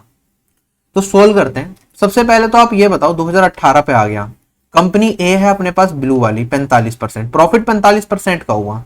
तो आप कहेंगे sir cost price ratio selling price निकाल सकते होंगे अगर प्रॉफिट 45 का, मैं कहूंगा एक्सपेंस रेशियो इनकम। अगर 100 रुपए बिजनेस में लगाए तो हमने 45 का मुनाफा कमाया, तो इनकम कितनी की होगी, 145 होगी। ठीक है, ये अपना आप कॉस्ट प्राइस मान के चले, ये सेलिंग प्राइस, यही याद रखना, इसी से याद रहेगा ये हमेशा। ठीक है, तो मैंने कहा अगर मैंने 20 रुपए लगाए तो मुझे 29 रुपए मिले और फायदा हुआ 9 का। ये 2018 की बात है कंपनी ए की। अगर कंपनी बी की बात करता हूं मैं, तो ये 40% का प्रॉफिट कमा रही है, तो मतलब एक्सपेंस रेशियो इनकम कितनी हो जाएगी, 100 रुपए लगाए बिजनेस के अंदर, 40 रुपए का मुनाफा हुआ, तो 140 रुपए आए बिजनेस पे, और तभी तो 40 का मुनाफा हुआ। तो रेशियो निकालूंगा तो ये मेरे पास 5 रेशियो कितना हो गया, 7। कहता है जो एक्सपेंस का रेशियो है वो 2:3 है कंपनी ए और बी का। तो एक्सपेंस यहाँ पे 2:3, यहाँ पे 20 है, यहाँ पे 5 है। पहले तो ये रेशियो मेंटेन करना पड़ेगा, तो इसे 20 बनाने के लिए 4 से, तो अगर मैंने 4 से गुना कर दिया तो ये 20:28 हो गया। अब मेरे पास दोनों का क्या है, कंपनी ए और बी का एक्सपेंस बराबर कर दिया। कहता है एक्सपेंस का रेशियो 2:3 है, तो अब यहाँ पे मैं एक्सपेंस का रेशियो इक्वल हो गया, तो यहाँ पे 2 से गुना कर दूं और यहाँ पे 3 से गुना कर दूं, तो एक्सपेंस का रेशियो मेंटेन हो गया कंपनी ए और बी का। ये अपने पास 40 है, ये अपने पास 87 है, ये अपने पास ये 58 है, सॉरी, ये अपने पास 60 है, ये अपने पास 84 है। ठीक है, कहता है अगर कंपनी ए और बी की जो इनकम है वो 355 करोड़ है, 355 करोड़ मतलब 58 प्लस 84, इन दोनों का सम कितना हो गया अपना 92 और 142। 142 रेशियो रिप्रेजेंट करता है 355 करोड़ को। हमें मान बताना है दोनों का एक्सपेंडिचर कितना था, 40 और 60, 100 का मान बताना है। क्वेश्चन हो गया हमारा खत्म। आप देखेंगे ये 142 है, 2 से तो ये कटेगा नहीं, 142 इज नथिंग बट 71 इंटू 2। ठीक है, 2 से नहीं कट रहा तो बची हुई चीज 72 है, 72 से कटना चाहिए, 71 से कटना चाहिए, सॉरी। तो मैं 71 से काटूंगा तो ये 2 आएगा, और अपना ये 5 टाइम्स आ रहा है 72 से, तो 2:5 को रिप्रेजेंट कर रहा है। 100 रेशियो कितना किसे रिप्रेजेंट करेगा, 50 से गुना करना पड़ेगा इसमें भी और इसमें भी। तो 5 में 50 से गुना करा तो 250, तो 250 करोड़। तो जो अपना एक्सपेंस था वो 250 करोड़ होगा कंपनी और बी का 2018 के अंदर। ये हमारा सवाल था। ठीक है, लग गया टाइम इसके अंदर, टाइम कंज्यूमिंग सवाल दिया, हो सकता है आपने पहले करा भी ना हो एसएससी में इस तरह का सवाल। अगला क्वेश्चन हमारे पास है, ये कहता है ABCD is a cyclic quadrilateral in which AB equals to 21, BC 16.8 and CD equals to 14, AC bisects BD then the length of AD। ठीक है, अपने पास ABCD एक साइक्लिक क्वाड्रिलेटरल है। साइक्लिक क्वाड्रिलेटरल क्या होता है, ऐसा क्वाड्रिलेटरल जो एक सर्कल के अंदर बनाया जा सके। ठीक, तो ये एक सर्कल हमने ड्रॉ किया, इसमें अगर मैं एक क्वाड्रिलेटरल बनाऊं ABCD तो वो कुछ इस तरीके का दिखेगा। AB है 21, BC इज 16.8, CD इज 14। हमें बताना है इसका AD का मान क्या होगा अगर जो डायगोनल है AC वो बाइसेक्ट करता है डायगोनल BD को। BD को बाइसेक्ट करने का मतलब है इसे 2 इक्वल भागों में बांटना, मतलब ये वाली साइड अगर 1 रेशियो तो ये वाली साइड भी अपने पास 1 रेशियो होगी। तो इसके लिए हमारे पास एक प्रॉपर्टी होती है जो हम यूज करते हैं। मैं आपको पूरी प्रॉपर्टी एक्सप्लेन कर देता हूं। अगर मेरे पास कोई भी एक सर्कल दे रखा है, उसके अंदर क्वाड्रिलेटरल बना रहा हूं, मतलब कोई भी साइक्लिक क्वाड्रिलेटरल अगर मुझे दे रखा है, तो प्रॉपर्टी क्या होती है, अगर मैंने इसके 2 डायगोनल्स बनाए, सपोज करो जो ये वाला डायगोनल है ये m/n में स्प्लिट हो गया, ठीक है, इस वाले ने ए बी सी डी कुछ भी मैंने डाल दिया। अगर ये m रेशियो n में स्प्लिट होता है तो यहाँ पे आप देखेंगे जो ये वाला पार्ट है ए से m में जा रहा है और d से n में जा रहा है, ये वर्टिसेस दोनों पकड़ ली। तो इसके बगल वाली साइड, इसे अगर नाम दे दूं A B C and D, तो आप कहेंगे ए से दो साइड जा रही हैं ये ए और डी, तो a into D divided by, अब यहाँ पे मेरे पास a इंटू डी जा रहा है और इसके बराबर में टच करती हुई साइड बीच में से जो जा रही है वो m है, तो इधर लिख देंगे। फिर मैंने d देखा, इससे टच करती हुई दो साइड जा रही है b और c, तो b इंटू में c, और इससे टच करती हुई साइड जा रही है n, तो a into D divided by b into C, ये m रेशियो इनके बराबर होता है। इसके प्रूफ पे मैं नहीं जा रहा, लेकिन ये प्रॉपर्टी याद होनी चाहिए। और अगर मेरे पास इफ m रेशियो n क्या हो जाए, 1:1 हो जाए, तो उस पर्टिकुलर केस में यहाँ पे 1/1 आएगा, तो आप कहेंगे a इंटू डी बराबर हो जाएगा b इंटू सी के। ये प्रॉपर्टी अपने को याद रखनी है। ठीक, अगर मैं इस क्वेश्चन में देखता हूं जो हमारा डायगोनल बाइसेक्ट हुआ है वो BD हुआ है, तो यहां से 1 रेशियो दे रखा है, यहां से 1 रेशियो दे रखा है, तो आप कहेंगे सर इसके साथ जो ये वाली साइड और जो ये वाली साइड जा रही है x इंटू में 14, ये किसके बराबर होगा, ये वाली साइड और ये वाली साइड का मल्टीप्लिकेशन, क्योंकि रेशियो 1:1 है। 21 इंटू में 16.8, 14 से काट दोगे 1.2, 1.2 इंटू 21 करोगे तो x की वैल्यू 25.2। ये आपका इस क्वेश्चन का आंसर आएगा। चलें अगले सवाल पे। आगे बढ़ने से पहले अगर आपको एसएससी एग्जाम्स के लेटेस्ट पीडीएफ चाहिए टॉपिक वाइज जीके की, रीजनिंग, इंग्लिश की, तो आप आरबी एप्लीकेशन से वो एक्सेस कर सकते हैं। इससे आपको आपके एग्जाम का लेवल पता चल जाता है। मान लो आप सीजीएल की तैयारी कर रहे हैं, पिछले साल किस टाइप के क्वेश्चन पूछे गए थे, जीके में कौन कौन से टॉपिक से कितने क्वेश्चन आते हैं। जैसे कुछ टॉपिक्स हैं जो एमटीएस में नहीं पूछे जाते, एसएससी सीजीएल में पूछे जाते हैं, और कुछ टॉपिक ऐसे भी होंगे जैसे मान लो आप जीडी का एग्जाम दे रहे हैं, जीडी में पूछ लिया सिटिंग अरेंजमेंट से रिलेटेड क्वेश्चन, लेकिन एसएससी में सीजीएल में नहीं पूछ रहे वो क्वेश्चन। तो आपको ये पता चलेगा किस टॉपिक से किस तरह के सवाल आते हैं, कौन से एग्जाम में, इनके बीच में हल्का हल्का जो डिफरेंस होता है वो उसके बारे में पता चलता है। आप एग्जाम में जिस टॉपिक में आप वीक हैं वो आइडेंटिफाई कर पाते हैं, क्योंकि टॉपिक वाइज क्वेश्चन मिल जाते हैं आपको एग्जाम के, और उस पर आप ज्यादा मेहनत कर सकते हैं। तो this is basically for your analysis purpose, कि आप एनालिसिस कर पाए एग्जाम का और उस हिसाब से अपनी प्रिपरेशन करें, जिससे आप बेहतर से बेहतर एग्जाम में स्कोर करें। आप इररेलेवेंट चीजें ना पढ़ें और रेलिवेंट चीजें जो है उस पर ज्यादा फोकस करें। ठीक है, तो ये एनालिसिस के लिए मेन ये पीडीएफ इंपॉर्टेंट है। ठीक है, लेटेस्ट एग्जाम की सारी हम प्रोवाइड करते जा रहे हैं, इसमें और भी चीजें ऐड होती जा रही हैं। जैसे मैथ्स में भी मैथ्स लिखा नहीं है यहाँ पे, लेकिन सीजीएल 2019, 2018 और 2020 टीयर 1 की चैप्टर वाइज पीडीएफ भी डाल दी गई हैं इसी के अंदर, और टीयर 2 की कोशिश है वो भी डाल दी जाएगी जल्दी, उस पर काम चल रहा है। ठीक है, तो this is how you can use this. बाकी पूरी तैयारी आपको मेरे पढ़ाने का तरीका समझ आता है तो बिल्कुल जीरो लेवल से, मतलब बिल्कुल बेसिक से, आपको कोई प्रीवियस नॉलेज की जरूरत नहीं, बिल्कुल बेसिक से हाई लेवल तक अगर आपको मैथ्स मेरे साथ पढ़ना है तो मेरी रिकॉर्डेड वीडियो जो लेटेस्ट पैटर्न पे बेस्ड जो मैंने अभी बनाई है वो सारी की सारी मिलेंगी। साथ के साथ इसमें नई चीजें और ऐड होती रहेंगी। ठीक है, this is one stop solution for your quantitative aptitude for any competitive exams. ठीक है, this is what I am saying. SSC exam पे फोकस्ड बैच है, बट इसके साथ साथ हम और भी चीजें रन करेंगे जिससे आपको किसी भी कॉम्पिटिटिव एग्जाम की आप तैयारी कर रहे हैं, मैथ्स सेक्शन के लिए आपको कहीं जाना ना पड़े। ठीक है, in future maybe other subjects पे हम मूव करें, बट मैथ्स के लिए one stop solution to all your government jobs, ये मैं कह सकता हूँ कि हमारे कोर्स में आपको मिलेगा। अब यहाँ पे हमारे पास सवाल आ गया सिंपल इंटरेस्ट का।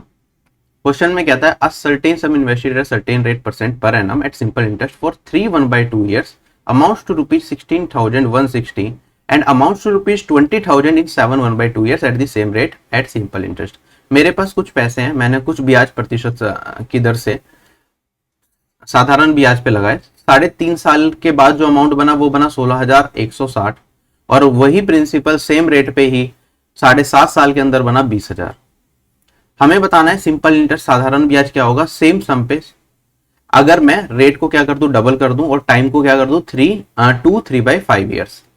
ठीक, अब एक चीज बताओ, जैसे मैं अमाउंट की बात करता हूं, अमाउंट आफ्टर 3.5 years, ये क्या होगा, आप कहेंगे सर प्रिंसिपल प्लस जो सिंपल इंटरेस्ट मिला होगा 3.5 years का, है ना। यहाँ पे अमाउंट आफ्टर आपको 7.5 years दे रखा है, ये क्या होगा प्रिंसिपल प्लस जो आपको सिंपल इंटरेस्ट मिलेगा कितने साल का, 7.5 साल का, क्योंकि सिंपल इंटरेस्ट हमेशा प्रिंसिपल पे निकाला जाता है। अगर मैं इन दोनों अमाउंट का डिफरेंस निकाल लूं तो आप कहेंगे सर ये 3.5 साल का सिंपल इंटरेस्ट है, ये 7.5 साल का, तो 4 साल का सिंपल इंटरेस्ट क्या ये मेरा बराबर आ जाएगा इन दोनों अमाउंट के डिफरेंस का। और अमाउंट क्या है अपने पास, 7.5 साल बाद अमाउंट बना था 20,000 और हमारे पास 3.5 साल के बाद अमाउंट बना था 16,160, तो मेरे पास ये 3840 हो गया 4 साल का सिंपल इंटरेस्ट। हमें बताना है कि अगर ब्याज की दर को डबल कर दिया जाए और टाइम को कर दिया जाए अपना 2 3/5 5 ईयर, 2 3/5 का मतलब 5 दूनी 10 और 3 13 भाग 5 साल। तो हमारे पास जो सिंपल इंटरेस्ट होगा वो कितना मिलेगा, तो आप सिंपल इंटरेस्ट ही बता देना डायरेक्टली। तो आप देख लो, देखो 1 साल का 4 साल का ब्याज इतना है, ठीक है, जब 8% की ब्याज दर है। अगर मैं 1 साल का सिंपल इंटरेस्ट निकालता हूं तो वो आ जाएगा 3840 डिवाइडेड बाय 4। जब ब्याज दर मेरी 8% की है, अगर ब्याज दर को डबल कर दिया तो मेरे पास क्या हो जाएगा, 1 साल का ब्याज भी 2 गुना हो जाएगा। रेट डबल होते ब्याज 2 गुना मिलना स्टार्ट हो जाएगा। ये 1 साल का है, 13 1/5 साल का निकालना है तो 13/5 साल का सिंपल इंटरेस्ट 13/5 से गुना कर देंगे। क्या क्वेश्चन मेरा खत्म हो गया। आप देखेंगे 4 से काटूंगा तो मेरे पास 2 आ जाएगा, 5 दूनी 10, तो ये 0 से 0 कट जाएगा। अब यहाँ पे यूनिट डिजिट से कर सकते हैं, चार ऑप्शन के अलग अलग यूनिट डिजिट है, 4 है और यहाँ पे 3 है, 3 4 जो 12, यूनिट डिजिट आएगी 2। चार ऑप्शन में एक ही ऑप्शन, ऑप्शन नंबर डी की यूनिट डिजिट 2 है, तो यही मेरा इस क्वेश्चन का आंसर होगा। क्वेश्चन हो गया खत्म, ठीक है। अब कई बार क्या होता है, इस तरह के क्वेश्चन को देख के हमारे दिमाग में एक चीज और आती है, भैया अगर मुझे सिंपल इंटरेस्ट निकालना है, सिंपल इंटरेस्ट होता है principal into rate into time divided by 100। अब यहाँ पे टाइम है, यहाँ पे 2 3/5 मतलब 13/5 ईयर्स। 13/5 अगर आपको टाइम दिख रहा है तो आपके दिमाग में आएगा जो मेरा आंसर होगा 13 का मल्टीपल होगा, ठीक है। वो आप वेरीफाई कर सकते हो, कोई दिक्कत नहीं है। कई बार उससे टाइम बच जाता है आपका, एक बार की में 4 ऑप्शन देखते हैं, एक ही ऑप्शन 13 से कट रहा होता है तो आपका वही आंसर हो जाता है। कई बार ऐसा होता है जैसे कि ये क्वेश्चन, आप चारों को डिवाइड करके देखो 13 से, चारों डिविजिबल है, तो इसमें आपकी जो 15 सेकंड वेरीफाई करने में होगा ना जाएगा, वो वेस्ट हो जाएगा। तो ये थोड़ा सा जब हम ऑप्शन की मदद लेते हैं तो उस केस में ना रिस्की रहता है थोड़ा, कि कई बार तो आ जाता है एक बार की में आंसर, कई बार नहीं आता। मैं हमेशा ये रिकमेंड करता हूं, अगर क्वेश्चन को आप बेसिक से सोल्व कर पा रहे हो तो आप उसे बेसिक से लेके जाएं, ठीक है। अगर आपको लगता है क्वेश्चन बहुत डिफिकल्ट है तो आप डायरेक्टली ऑप्शन की मदद ले सकते हैं, ठीक है। कई बार 13 का मल्टीपल ऑल्दो इन्होंने ऑप्शन ऐसे डाले हैं, वरना जनरली ऐसे डालते नहीं है, इतना चारों ही चारों डिविजिबल नहीं होते, कम से कम 2 डाल देता है एग्जामिनर के, 2 डिविजिबल है, 2 नहीं होते। लेकिन टीसीएस जो आजकल पेपर अच्छे बना रहे हैं तो वो ऑप्शन बहुत सोच समझ के रखते हैं कि आसानी से आंसर ऑप्शन से ना पहुंचा जाए, आपको सोल्व करना ही पड़े। अब ये वाला सवाल है, ये ऐसा सवाल है देखते ही से लास्ट के लिए छोड़ देना है, भैया करना ही नहीं है ट्राई, एग्जाम में करोगे फंस जाओगे, 2-3 मिनट गवा दोगे, आंसर गलत आ गया, उसके बाद कैलकुलेशन मिस्टेक कर दी तो आंसर नहीं होने वाला। यही क्वेश्चन देखो, रिवीजन किस लिए, यही चीज आइडेंटिफाई करने के लिए कौन से क्वेश्चन को कब करना है। अगर आपने सारी चीजें पढ़ रखी है, उसकी रिवीजन अच्छे से करिए, सारे टाइप्स दिमाग में, तो आप क्वेश्चन पढ़ते ही समझ जाओगे इस क्वेश्चन का आंसर कैसा आएगा। और आपको अगर पता चल गया है कि इस क्वेश्चन में 4 या 5 स्टेप लगने वाले हैं तो आप उसे अपने आप ही लास्ट के लिए छोड़ोगे। तो art of skipping is nothing but your practice and revision, ठीक है। आर्ट ऑफ स्किपिंग अपने आप आ जाएगा अगर आपकी रिवीजन अच्छी है, ठीक है। अगर आपने कंसेप्ट ही नहीं पढ़े तो फिर तो आर्ट ऑफ स्किपिंग तो भूल जाओ कि आप स्किप कैसे करोगे क्वेश्चन के एग्जाम में। कहता है a motorcycle is available for 1,35,000 cash और for ₹23,880 cash down payment followed by 3 equal instalments. If the rate of interest charged is 15% per annum compounded yearly then the total interest paid in the instalment scheme is. मेरे पास क्या है, 1,35,000 है, या तो 1,35,000 cash देके motorcycle को खरीद लो, या फिर 23,880 की कैश डाउन पेमेंट कर दो, 3 इक्वल इंस्टॉलमेंट दे दो और बाइक को खरीद लो, ठीक है। ब्याज की दर अगर इंस्टॉलमेंट में लोगे, क्योंकि 3 इंस्टॉलमेंट देनी है तो ब्याज भी लगेगा, ब्याज की दर 15% पर एनम दे रखी है, वो भी कंपाउंड इंटरेस्ट पे। हमें बताना अगर इंस्टॉलमेंट स्कीम पे जाते हैं तो कितना ब्याज देना पड़ेगा, ठीक है। अगर मैं देखो मेरे पास प्रिंसिपल है इतना, इतने की कैश डाउन पेमेंट कर दी, तो इसमें से ये घटा दूंगा, तो इंस्टॉलमेंट पे कितना पैसा जमा कराना है, 1,35,000 में से 23,880 को घटाया, 30,000 में से 880 को घटाऊंगा 120, अभी 24 बन जाएगा। 135 या तो इसे 134 कर दो क्योंकि ये कैरी फॉरवर्ड ले लिया था हमने इधर, 134 में से अगर 23 को घटाऊंगा तो 111। इतनी पेमेंट है जो मैंने 3 इंस्टॉलमेंट में भरनी है, तीनों इंस्टॉलमेंट इक्वल रखनी है, तो तीनों इंस्टॉलमेंट x की रखूंगा, तो मुझे पे कितना करना है, 3x अमाउंट पे करना है। तो ब्याज में कितना भरूंगा, ठीक है। तो आप कहेंगे सर 3x अमाउंट है, ये आप दे रहे हो, देना आपको कितना है, इतना 111120, तो जो ये वैल्यू आएगी ये आपका फाइनल आंसर होगा। अब प्रत्येक इंस्टॉलमेंट कितने रुपए की होगी ये भी तो निकालना पड़ेगा हमें। अब एक एग्जांपल से समझाऊंगा मैं, बड़े ध्यान से समझना, जिसे इंस्टॉलमेंट समझ नहीं आता आज समझ आ जाएगा। मान लो मेरे पास कुछ पैसे हैं, ठीक है, मैंने इतने ब्याज पे लिए, 3 इंस्टॉलमेंट में पे करने हैं। मैंने ब्याज पे पैसा लिया सन 2000 में, ठीक है, तो 3 इंस्टॉलमेंट में पे करूंगा। पहली इंस्टॉलमेंट कब जाएगी, सन 2001 में, दूसरी इंस्टॉलमेंट सन 2002 में जाएगी, और तीसरी इंस्टॉलमेंट कब जाएगी, सन 2003 में। यही होगा, ठीक है। इसमें मैंने कुछ पैसे उधार लिए। अब 2003 में जब तीसरी इंस्टॉलमेंट जाएगी तो मेरा सारा बकाया जितना भी पैसा था सारा का सारा जमा हो जाएगा ये विद इंटरेस्ट। आप ये बताओ, अगर ये पेमेंट जो मेरी 2000 में सन ली है मैंने, ठीक है, 2003 में खत्म होती है, मैं कहता हूं इस पे अगर मैं बीच में पेमेंट नहीं करता, तो अगर डायरेक्टली 2003 में पे करता तो फ्यूचर वैल्यू कितनी होती, मुझे कितने रुपए पे करने पड़ते हैं? आप कहते हैं सर आपका प्रिंसिपल है 111120, ब्याज की दर है 15%, 15% मतलब 3/20, 15/100 करा दो, और ब्याज लगा दूंगा, अगर 20 रुपए जमा कराए तो 3 का ब्याज देना पड़ेगा, मतलब 20 रुपए जमा कराए तो 23 जमा कराने पड़ेंगे 1 साल के बाद। 1 साल की बात यह, 3 साल की अगर मैं बात करूंगा तो ये हो जाएगा 23/20 का होल क्यूब। 3 साल के बाद अगर आज सन 2000 में पैसे लिए तो कितने देने पड़ेंगे? अब मैंने क्या करा, सन 2001 में x रुपीज लौटाए, 2002 में भी x रुपीज लौटाए, और 2003 में भी x रुपीज लौटाए, और सारी की सारी मेरी जो भी पैसे थे वो खत्म हो गए, मतलब जितना भी देना था ब्याज समेत चुकता हो गए, ये इंस्टॉलमेंट से। आप एक चीज बताएंगे मुझे, अगर मैं कुछ पैसे, देखो अगर सारे के सारे पैसे मैं 2003 में देता हूं तो मैं इतने पैसे देने पड़ते मुझे, लेकिन मैं कुछ पैसे जैसे सन 2001 में दे रहा हूं तो 2 साल पहले दे रहा हूं, 2 साल का भी तो ब्याज मिलेगा मुझे। ये 2002 में दे रहा हूं, ये 1 साल पहले दे रहा हूं, ये वाला पैसा 2 साल पहले दे रहा हूं, तो इसमें 2 साल का ब्याज भी तो लगेगा। या फिर इसे इस तरीके से समझे, सन 2001 में अगर कुछ पैसे हैं अपने पास, ठीक है, आपके पास x रुपए हैं, आप इस पर्सन को नहीं दे रहे, आप कहते हैं मैं इंस्टॉलमेंट नहीं चुका रहा, मैं लास्ट में सारे एक साथ दूंगा, मैंने ये x रुपीज को किसी बैंक में जमा करा दिए, बैंक भी सेम ब्याज दर पे पैसा लेता है, तो 2001 में ये पैसे आपने x रुपए बैंक को दिए, 2003 में बैंक से निकाले तो कितने बन जाएंगे 2 साल के गैप में? आप कहोगे सर x रुपीज है, 15% का ब्याज लगाऊंगा तो 23/20 1 साल में बनेगा, 2 साल में ये इतने बन जाएंगे।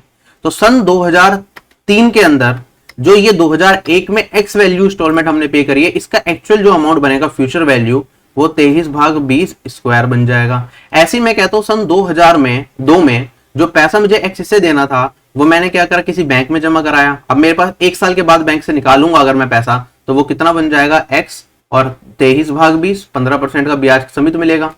और सन 2003 में x रुपए ही देने हैं 2003 के अंदर ही, तो ये तो x ही रहेगा। ये टोटल अमाउंट जो मैंने पे करा ये वो बन गया, इसकी फ्यूचर वैल्यू 2003 सन में ये बनी, और अपने पास अमाउंट था ये। उम्मीद करता हूं ये पूरा का पूरा कंसेप्ट कंपाउंड इंटरेस्ट का आपको अच्छे से समझ आ गया होगा। अभी तो ये देखो, जिसे आता है वो यहीं से स्टार्ट करता है, वो इस कहानी में पढ़ता ही नहीं, उसे ये सब चीजें पहले से पता है। अब मैं आगे चलता हूं। अब देखो इसे सोल्व करना है अपने पास, तो ये भी बहुत मुश्किल काम है, यहाँ से x की वैल्यू निकालना और x की वैल्यू निकाल के यहाँ पे पुट करके आंसर करना, तो it is not a simple task. आप देखेंगे तीनों जगह x कॉमन आ गया, x को कॉमन ले लिया हमने, ठीक है, यहाँ पे 20 स्क्वायर है, 20 है और यहाँ पे 1 है, तो 20 स्क्वायर को कॉमन ले लूंगा, यहाँ पे आएगा अपना 23 का स्क्वायर, यहाँ पे 23 × 20, और यहाँ पे हमारे पास 20 स्क्वायर, ये किसके बराबर 111120, और यहाँ पे 23/20 का होल क्यूब, 23 का क्यूब और 20 का क्यूब लिख रहा हूँ। 20 स्क्वायर से 20 का क्यूब काटेंगे तो यहाँ पे 20 बचेगा अपना। आप देखेंगे यहाँ पे x 529 प्लस 460 प्लस 400, ये अपना 111120 इंटू में 23 का क्यूब होता है 12167, ठीक है, याद होना चाहिए। इन तीनों का सम करूंगा मैं, 400, 860, 1360, 1389, इसी कैलकुलेशन में लगे रह जाएंगे एग्जाम में अगर आ गया सवाल ये। अब आप देखेंगे यहाँ पे ये इससे कट रहा है क्या पूरा का पूरा, देखो ये 1111 तो क्योंकि ये 12167 नहीं कटेगा इस वाली वैल्यू से, क्योंकि 23 का मल्टीपल है, 23 का मल्टीपल ये है, ये 23 का मल्टीपल है, लेकिन अपना ये वाली वैल्यू 23 नहीं है, इसमें 23 कॉमन नहीं आएगा, तो 23 से नहीं कट पाएगा ये, ठीक है। तो अगर मैं देखूं ये वाली वैल्यू कटेगी, ये यूनिट ये अपने पास 1111 तो डायरेक्टली कटेगा नहीं 1389 से, फिर यहाँ पे 2 है, 9 को किससे मल्टीप्लाई करूं कि 2 आ जाए, आप कहोगे सर 8 से जा काटना पड़ेगा, तो इसे अगर मैं इससे काटूंगा तो यहाँ पे 8 आएगा और एक 0 है, ये एक 0 आएगी, ठीक है। इस तरीके से आप देख सकते हैं, वरना पूरा एक बार वेरीफाई करके देख लें, 8 से मल्टीप्लाई करके देखेंगे क्या ये 111112 आ रहा है, अगर आ गया तो आपका काम चल जाएगा, ये आ जाएगा। यहां से काटूंगा ये 4 आएगा मेरे पास, और मेरे पास x का मान आ गया, ये हो गया 4 इंटू में 12167, x की वैल्यू मिल गई मुझे, 3x माइनस दिस बताना है। यूनिट डिजिट से मैं कर सकता था, लेकिन 3 ऑप्शन की यूनिट डिजिट सेम आ रही है तो मेरा काम नहीं चलेगा। लास्ट 2 डिजिट में भी 2 ऑप्शन की लास्ट 2 डिजिट सेम आ रही है तो उससे भी काम नहीं चलेगा, ठीक है। लास्ट 3 डिजिट पे जाऊं या तो मैं करने के लिए, तो लास्ट की 3 डिजिट निकालना चाहो तो आप लास्ट की 3 डिजिट निकाल लें, उससे कर लें क्वेश्चन को सोल्व, ठीक है, पूरा करने की जरूरत नहीं है। अब ये x है मेरे पास, तो 3x का मान क्या होगा, इतना 3 से भी मल्टीप्लाई करेंगे तो मेरे पास 4 3 12 हो गया, 12 और 12 को अगर मैं 7 से मल्टीप्लाई करूंगा 84, 8 कैरी फॉरवर्ड होगा, 12 छिक 72 और 8 80, 8 कैरी फॉरवर्ड होगा फिर से, 12 चौक 48 और 8 56। ठीक है, 5 कैरी फॉरवर्ड, आप कर रहे हो तो पूरा ही कर लो, ठीक है, वरना काम इससे चल जाएगा। लास्ट के 3 डिजिट इसकी ये आई, इसमें से मुझे ये हटाना है, इसकी लास्ट के 3 डिजिट है 1 2 0, सोल्व करेंगे 4, ये 8 आएगा और ये मेरे पास, एक second, there some calculation mistake, हाँ यहाँ पे कुछ कैलकुलेशन मिस्टेक है। 3 चौक 12, 12 सत्ते 84, 8 कैरी फॉरवर्ड 80, 12 चौक 48, 12167 है, ये मैंने गलत कर दिया ना, 12 कम 12 और 8 20, ये 0 आएगा। ठीक है, फिर यहाँ पे आपके पास और आगे वैल्यू लेके जाते तो आगे खिंच जाता, बाकी यहाँ से लास्ट 3 डिजिट 4 8 और यहाँ पे 9 में से एक गया 8, 884 लास्ट की 3 डिजिट आएगी जो कि इस ऑप्शन में है, तो ये करेक्ट हो जाएगा। वरना इतना करने के बाद तो भैया पूरा ही कर लो, 3 डिजिट तक जा ही रहे हैं, 5 डिजिट का नंबर है, तो काहे को रिस्क करना, इतना ज्यादा दिमाग लगाना। ये अपना ये है 12 दूनी 24 और 2 26, 2 कैरी फॉरवर्ड होगा, 12 एकम 12 और 2 14। ठीक, यहाँ पे अपना 8 आएगा, यहाँ पे अपना 4 आएगा और यहाँ पे अपना 3 आएगा, 34884, ये मेरा इस क्वेश्चन का आंसर है। डन है, सबको क्लियर हो गया? ठीक है, समझाने में 10 मिनट चली गई होगी, इस सवाल को करने में आपको 2 या 3 मिनट तक एग्जाम में लग सकती है। ठीक है, अगर कैलकुलेशन ठीक है तो 2 मिनट, वरना 3 मिनट। अगला सवाल अपने पास कहता है इस टेबल को ध्यान से देखो और से रिलेटेड जो क्वेश्चन है वो बताओ। वैसे तो क्योंकि करेक्ट टू 1 डेसिमल प्लेस पूछा, 2 संदेह रखे हैं, तो लास्ट में करना है क्वेश्चन भी इस तरह का आया तो, बट अब सीख लो। Study the given table which shows the number of students who appeared and passed in class 12th examinations from the schools A B and C in the years 2017 to 2020 and answer the question that follows. मेरे पास 2017 से लेकर 2020 तक का data है, कितने का? 3 schools का, ए बी और सी। इसमें जैसे स्कूल ए है उसमें 2017 में कितने स्टूडेंट्स अपीयर हुए, कितने स्टूडेंट पास हुए, फिर 2018 में कितने स्टूडेंट अपीयर हुए स्कूलों से, कितने स्टूडेंट पास हुए, ये डेटा दे रखा है। ऐसे स्कूल बी का है, फिर अपना स्कूल सी का डेटा है। ठीक है, ग्राफ समझ में आ गया, हाँ टेबल समझ में आ गई। आगे बढ़ते हैं। The total number of students who appeared from school B in 2017 and 2019। School B से अपीयर होने वाले स्टूडेंट्स 2018 और 2017 और 2020 में कितने हो गए अपने पास? 250 और 350, ये तो हो गए हमारे 700। Is what percent less than the total number of students who passed from school A and C together in 2018 and 2020। ये कितने प्रतिशत कम है उन स्टूडेंट से जो स्कूल ए और सी से पास हुए हैं 2018 और 2020 में।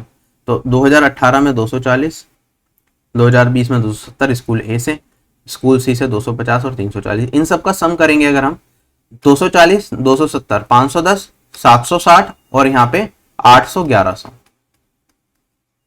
यहाँ पे मैंने 700 लिखा था, ये 600 है अपना, सॉरी ये ऐसे ही कर लो। अब ये वाली वैल्यू कितने प्रतिशत कम है इससे वो बताना, तो पहले रेशियो निकाल लो। ये 6 रेशियो 11 आया, 6 कितना कम है? 5 रेशियो कम है 11 से, तो 5 भाग 11 गुना में 100%। 5 भाग 11 क्या होता है? 45.45%, 45.5, यही आ जाएगा, और कोई है ही नहीं आसपास। क्वेश्चन हो गया खत्म।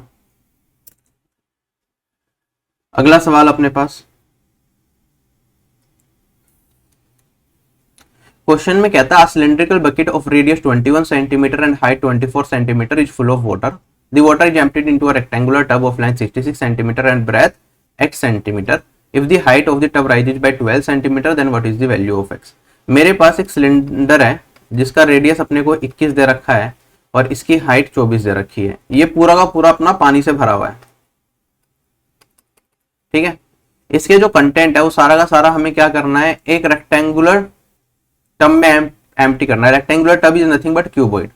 ठीक है, ऐसा होगा जिसकी हमें क्या दे रखा है? लेंथ दे रखी है 66, विड्थ दे रखी है x, और इसके अंदर जब मैंने इसका सारा का सारा पानी डाल दिया तो पानी ने जो हाइट अटेन करी वो है अपने पास 12 सेंटीमीटर। तो x का मान बताना है। आप कहेंगे सर पानी की वॉल्यूम दोनों जगह बराबर होगी, क्योंकि ये सिलेंड्रिकल टब पूरा का पूरा भरा हुआ था, सिलेंड्रिकल बकेट, तो इसकी वॉल्यूम तो होती है पाई आर स्क्वायर x, तो ये होगा 22/7 रेडियस स्क्वायर, मतलब 21 इंटू 21 इंटू में हाइट है 24। इसमें पानी इतना है और यही पानी इतना इसमें होगा।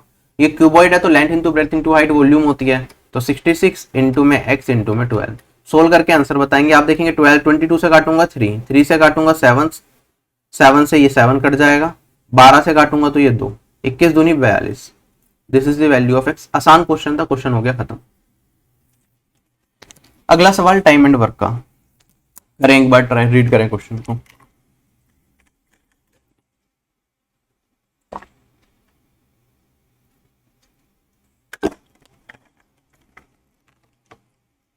क्वेश्चन में कहता है A can do a piece of work in 40 days. A एक काम को 40 दिन में कर सकता है। B is 20% less efficient than A and C 60% more efficient than B. B और ए की अगर मैं बात करता हूं, बी क्या है 20% लेस एफिशिएंट है ए से। 20% मतलब 1/5, तो ए की एफिशिएंसी 5 होगी तो बी की एक कम, कितनी हो जाएगी 4। आगे कहता है सी 60% ज्यादा एफिशिएंट है बी से। तो अगर मैं 60% होता है 3/5, तो अगर बी की एफिशिएंसी को 5 मान लूं तो सी की एफिशिएंसी 3 ज्यादा 8 हो जाएगी। यह हमें दे रखा है, तो हम यहाँ से ए बी सी की रेशियो निकाल सकते हैं। आप कहेंगे यहाँ पे बी 4 है, यहाँ पे बी 5 है, तो यहाँ पे 5 से गुना, यहाँ पे 4 से गुना, साथ साथ करते चलेंगे, बाद में टाइम नहीं मिलेगा। 5 चौक 20 हो गया, बी का ए का अपना 25 हो गया और सी का अपना 32 हो गया। ये इनके एफिशिएंसी का रेशियो आ गया। आगे A and B work together for 8 days, then A leaves and C joins B and both work together till the work is finished in how many days the entire work is completed. कहता है कि ए और B ने साथ मिलकर 8 दिन तक काम करा, उसके बाद ए चला गया, उसकी जगह सी ने ले ली, और बी और सी ने मिलकर लास्ट तक काम करा, जब तक काम कंप्लीट नहीं हुआ। कितने दिन में टोटल काम कंप्लीट हुआ है। आप अब स्टार्ट करो। सबसे पहले टोटल वर्क क्या होगा, आप कहेंगे सर टोटल वर्क है ए 40 दिन में पूरा काम कर सकता है, ए की एफिशिएंसी है 25, तो 40 × 25, तो ये हो गया मेरा टोटल वर्क। अब आगे कहता है कि ए और बी ने मिलकर 8 दिन काम करा, तो ए और बी मिलकर एक साथ कितना काम करते हैं, 25 + 20 45 काम करते हैं। 8 दिन तक काम करा तो 45 × 8 काम करा, तो रिमेनिंग वर्क अपना हो गया, इसमें से ये घटा दिया। अब बचा हुआ काम किसने कंप्लीट करा, ए छोड़ के गया, बी और सी ने मिलकर करा। बी और सी की कंबाइंड एफिशिएंसी हो गई 52। ठीक है, तो आपको पता है टाइम इंटू एफिशिएंसी वर्क होता है, वर्क को एफिशिएंसी से डिवाइड करते हैं तो टाइम आ जाता है। तो बी और सी ने कितना टाइम लगाया बचे हुए काम को कंप्लीट करने में, वो टाइम निकाल सकते हैं कि हम यहाँ से। तो उसके लिए जो रिमेनिंग वर्क है उसे डिवाइड कर देंगे इन दोनों की कंबाइंड एफिशिएंसी दैट इज 52 से। आप देखेंगे यहाँ पे मेरे पास क्या आएगा, अगर मैं 4 से काट दूं 13 है, ये अपना 10 है और अपना ये 2 है। ठीक है, 250 में से 90 को घटाऊंगा तो मेरे पास वैल्यू बचेगी 160/13। ये अपना बी प्लस सी का टाइम आ गया। हमसे पूछा टोटल टाइम, जल्दबाजी में गलती नहीं करनी, यहाँ पे गलती कर दोगे खत्म हो जाएगा। कुछ लोग क्या करेंगे 160/13 आया, इसे सोल्व करेंगे 12/4/3 आएगा, ये आंसर मार्क कर देंगे, जो कि गलत है। हमसे क्वेश्चन में पूछा इन how many days is the entire work completed, पूरा काम कितने दिन में हुआ है। तो आप कहेंगे सर पहले 8 दिन तो ए और बी ने काम करा और बाद में बी और सी ने कितना 160/13, तो टोटल टाइम जो होगा वो ये होगा। और 8 प्लस यहाँ पे सोल्व करेंगे 12 और अपना 4/13, ये आ जाएगा 20/4/13। जो आंसर आएगा ये होगा ऑप्शन नंबर। मजा आया सवाल में। चलें आगे, इस टाइप के बहुत पूछते हैं। अगला सवाल हमारे पास, ठीक है, बहुत ही कॉमन सवाल जो सीजीएल 2019 टीयर 2 में सबसे पहली बार दिखा, फिर आपका 2020 टीयर 1 में आया, फिर 2020 टीयर 2 में भी आया। ठीक है, इस पे काफी पूछ रहे हैं अभी सवाल। कहता 5 डिजिट का नंबर है 459xy, ये 3 से भी डिविजिबल, 7 से भी और 11 से भी। तो हमें बताना है x² - y² + 3xy इनमें से किसका मल्टीपल है। अब आप देखेंगे अब तक सवाल क्या होता था, सबसे पहले जब ये सवाल आया था ये वैल्यू दे रखी थी, कहते थे 3 से 7 से और 11 से डिविजिबल है, आप x का मान बता दो या y का मान बता दो। फिर ये पूछना स्टार्ट करा कि ये पूरे एक्सप्रेशन का मान बता दो क्या होगा। अब आगे जो पूछेंगे वो ये पूछेंगे ये किसका मल्टीपल है, या इससे और चीजें एक्सट्रैक्ट करके पूछेंगे। तो हर बार हर एग्जाम में जैसे जैसे आगे बढ़ते रहते हैं एक एक लेवल बढ़ाते रहते हैं, तो पेपर हमारा लेंथी बनता चला जाता है। आता सबको है लेकिन लेंथी हो जाएगा पेपर। चलो सोल्व करते हैं कैसे करेंगे। अब अपने पास ये 4 5 9 है ना, और उसके बाद ये xy है। ठीक है, 3 7 और 11 से डिविजिबल है। 3 7 11 का मतलब ये 231 से डिविजिबल है। इन तीनों को मल्टीप्लाई कर दूंगा तो यही आएगा। तो ये इससे भी करना चाहिए। अगर ये 231 से कटेगा तो हम क्या कर देते हैं, xy को रिप्लेस कर देते हैं किससे, 9 9 से। अब ये 9 9 से क्यों रिप्लेस करते हैं, क्योंकि ये सबसे बड़ा नंबर है 5 डिजिट का, जिसकी स्टार्टिंग के 3 डिजिट ये है, लास्ट के 2 डिजिट ये है। तो इससे मैं डिवाइड करूंगा तो कुछ रिमाइंडर बचेगा मेरे पास। अगर मैं वो रिमाइंडर घटा दूंगा तो मुझे ये एग्जैक्टली नंबर मिल जाएगा कि कौन सा ऐसा नंबर होगा 5 डिजिट का जिसकी पहले की 3 डिजिट ये है, लास्ट की कुछ 2 डिजिट है, जो 231 से कट जाए। और अगर वो 2 डिजिट मिल गई तो xy का मान मिल जाएगा। देखें एक बार करेंगे तो समझ आ जाएगा। जैसे 231 है, पहले 1 जा जाएगा 231, ठीक है। यहाँ पे अपना 8 बचा, यहाँ पे अपना 2 बचा और यहाँ पे अपना 2 बचा, 228 और यहाँ पे आ गया 9। कितने टाइम से आएगा? देखो 231 है, 228 जा रहा है, बहुत क्लोज है ये, और उसके बाद 9 जा रहा है, तो अप्रोक्सीमेटली 9 टाइम से जाएगा, उससे कम में तो बात बनेगी नहीं। 9 से मल्टीप्लाई करूंगा, 9 1 जा 9, 27, 2 कैरी फॉरवर्ड 18 और 2 20। अपने पास यहाँ पे ये 0, ये 1 आएगा और ये 2 आएगा, और यहाँ पे फिर से एक 9 कैरी फॉरवर्ड हो गया। आप देखेंगे 2079 9 टाइम्स जा रहा था, और ये इससे भी बड़ा है तो फिर से 9 टाइम्स जाएगा, ये आएगा 2079, और ये मेरा 0, ये 3, 30 बचा रिमाइंडर।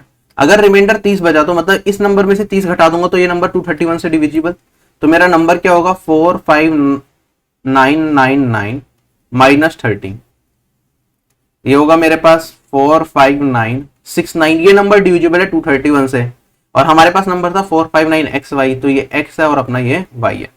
xy का मान मिल गया, एक्स स्क्वायर मतलब 6 स्क्वायर माइनस वाई स्क्वायर मतलब 9 स्क्वायर माइनस प्लस 3, 6 इंटू में 9। अपने पास वैल्यू क्या आएगी? 6 3 जा 18, 9 जा 162, 162 प्लस 36 198, 198 माइनस ये है अपने पास 81। यूनिट डिजिट से कर लें, 8 में से 1 गया 7, लेकिन यूनिट डिजिट क्या, मुझे तो ये बताना है ये वाला नंबर किसका मल्टीपल है, तो पूरा ही करना पड़ेगा। 8 में से 1 घटाया 7 आया, 19 में से 8 को घटाऊंगा तो मेरे पास 11 आएगा। 117 क्या होता है आपको पता है, ये 9 इंटू में 13 होता है, तो 13 इसका क्वेश्चन का आंसर है, 13 से डिविजिबल है, ठीक है। तो 13 का मल्टीपल है ये वाली वैल्यू, 13 हमारा आंसर आएगा इस क्वेश्चन का। चले आगे, अगला सवाल कहता है एक ट्रेन है, उसकी स्पीड 42 किलोमीटर पर आवर है, ये एक इलेक्ट्रिक पोल को 27 सेकंड में क्रॉस करती है, एक प्लेटफॉर्म को 51 सेकंड में। हमें बताना है लेंथ ऑफ प्लेटफॉर्म क्या होगी। अब देखो ये ट्रेन मैंने बनाई, ठीक है, ट्रेन की कुछ क्या होती है, लेंथ होती है। जब ये इलेक्ट्रिक पोल को क्रॉस करती है, अगर ट्रेन का स्टार्टिंग पॉइंट ये है और एंड पॉइंट ये है, तो इलेक्ट्रिक पोल को तब क्रॉस करी हुई मान जाती है जब ये अपनी लेंथ को क्रॉस कर लेती है, जब आपका बी पॉइंट यहाँ पे आ जाए, ए पॉइंट यहाँ पे आ जाए, ठीक है। तो इलेक्ट्रिक पोल को क्रॉस करने के लिए ट्रेन को सिर्फ अपनी लेंथ को क्रॉस करना है। अगर मेरे पास सेम ट्रेन है, इसे क्या करना हो, एक प्लेटफॉर्म को क्रॉस करना हो, ऐसा कुछ प्लेटफॉर्म बना दिया हमने, तो उसे क्या करना पड़ेगा, उसे अपनी लेंथ को और प्लेटफॉर्म की लेंथ दोनों को क्रॉस करना पड़ेगा जब वो इसे क्रॉस करी हुई मानी जाएगी। ये ए बी पॉइंट है, जब मेरी ट्रेन यहां पे पहुंच जाएगी तब हम मानेंगे इसने क्रॉस कर दिया। तो टोटल कितनी लेंथ क्रॉस करनी पड़ी, इस केस में देखेंगे जो ट्रेन की लेंथ थी बी पॉइंट से बी पॉइंट की मूवमेंट एल है, ट्रेन को अपनी लेंथ क्रॉस करनी पड़ी। यहाँ पे प्लेटफॉर्म की लेंथ भी अगर मैं देखूं, ट्रेन को अगर एक प्लेटफॉर्म को क्रॉस करना है तो अपनी लेंथ तो है ही उसके पास एल, और उसे क्या प्लेटफॉर्म की जो लेंथ है इसे भी क्रॉस करना पड़ेगा, ठीक है। तो इतना डिस्टेंस कवर करना है। कहता है कि जो ट्रेन है वो पोल को क्रॉस करता है 20 सेकंड में, मतलब अपनी लेंथ को क्रॉस करने में ट्रेन को कितना टाइम लग रहा है, 27 सेकंड। एक प्लेटफॉर्म को क्रॉस करने में 51 सेकंड लग रहे हैं, तो 51 सेकंड हमें बताना है प्लेटफॉर्म की लेंथ क्या होगी। आप कहेंगे सर 51 सेकंड अगर ट्रेन को पूरी लेंथ को क्रॉस करने में लग रहा है अपनी और प्लेटफॉर्म की, और 27 सेकंड खाली अपनी लेंथ को क्रॉस करने में लग रहा है, तो अगर एग्जैक्टली प्लेटफॉर्म वाला डिस्टेंस जो है इसे क्रॉस करने में ट्रेन को अपनी स्पीड से कितना टाइम लगेगा। 51 में से 27 को घटाया तो आप कहेंगे सर 24 सेकंड।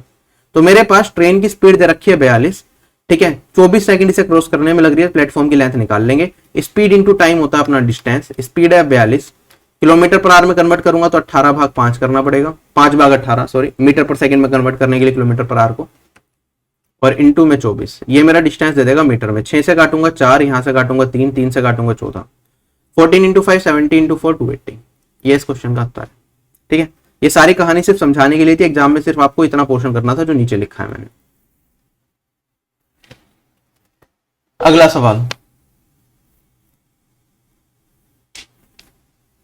क्वेश्चन में कहता है in a triangle ABC angle C equals to 90 degree, M and R the mid points of AB and AC respectively, CM and BN intersect at right angle at D, if BC equals to 9 what is the length of BM. ठीक है, अच्छा सवाल है ये। मैं एक property बताता हूं इससे पहले, इस क्वेश्चन को कराने से पहले। अगर मेरे पास कोई भी एक ट्रायंगल हो, अगर मैं उसकी मीडियंस बना दूं, मीडियन क्या करती है, सामने वाली साइड को 2 इक्वल भागों में बांटती है। अगर ये मीडियंस 90 डिग्री पे इंटरसेक्ट करती हैं तो इस केस में मेरे पास एक प्रॉपर्टी होती है। अगर ये ट्राइंगल मेरे पास ऐसी रैंडम मैं बना रहा हूं, ये एक्स वाई जेड है, ये वाली साइड अपनी ए है, ये वाली साइड बी है और ये वाली साइड सी है। अगर मीडियंस 90 डिग्री पे इंटरसेक्ट करें, मीडियंस कहां से बनाई थी, एक मैंने वाई से बनाई थी, एक मैंने जेड से बनाई थी। तो वाई जेड जो लेंथ है इसका ए, तो 5a² मेरा बराबर होता है ये जो बाकी दोनों साइड पे जो डली है मीडियन उसकी लेंथ के स्क्वायर के सम के, b² प्लस c²। ये प्रॉपर्टी पहले भी एग्जाम में 2019 में भी पूछी गई है सीजीएल में, 2017 टीयर 2 में भी पूछी गई है, तो कॉमन प्रॉपर्टी काफी बार पूछी जा चुकी है, रिजल्ट याद होना चाहिए। अब मैं क्वेश्चन पे आता हूँ, क्वेश्चन में क्या दे रखा है। क्वेश्चन में दे रखा है एक ट्राइंगल है एबीसी जिसमें एंगल सी 90 डिग्री का है, तो मैंने बना लिया, पहले मैंने 90 डिग्री बनाया, फिर यहाँ पे एंगल सी बनाया, और फिर कहता है एम और एन मिड पॉइंट से ए बी और ए सी के, तो इसे ए रख लो, चलो इसे बी रख लो, तो एम इसका मिड पॉइंट होगा, सॉरी एम ए बी का मिड पॉइंट है तो एम ये होगा मेरे पास, और एन ये होगा ए सी का मिड पॉइंट है, तो मैंने ऐसे बना लिया। C M and B N intersect at right angle, C M और बी एन राइट एंगल पे इंटरसेक्ट करते हैं, बी एन बनाया, सी एम बनाया, ये दोनों इंटरसेक्ट कर रहे हैं अपने 90 डिग्री पे। आगे कहता है angle B C equals to 9, ये वाली भुजा अपने को 9 दे रखी है, हमसे पूछता है what is the length of B N, ये वाली दूरी बतानी है कि कितनी होगी, कौन सी, ये वाली।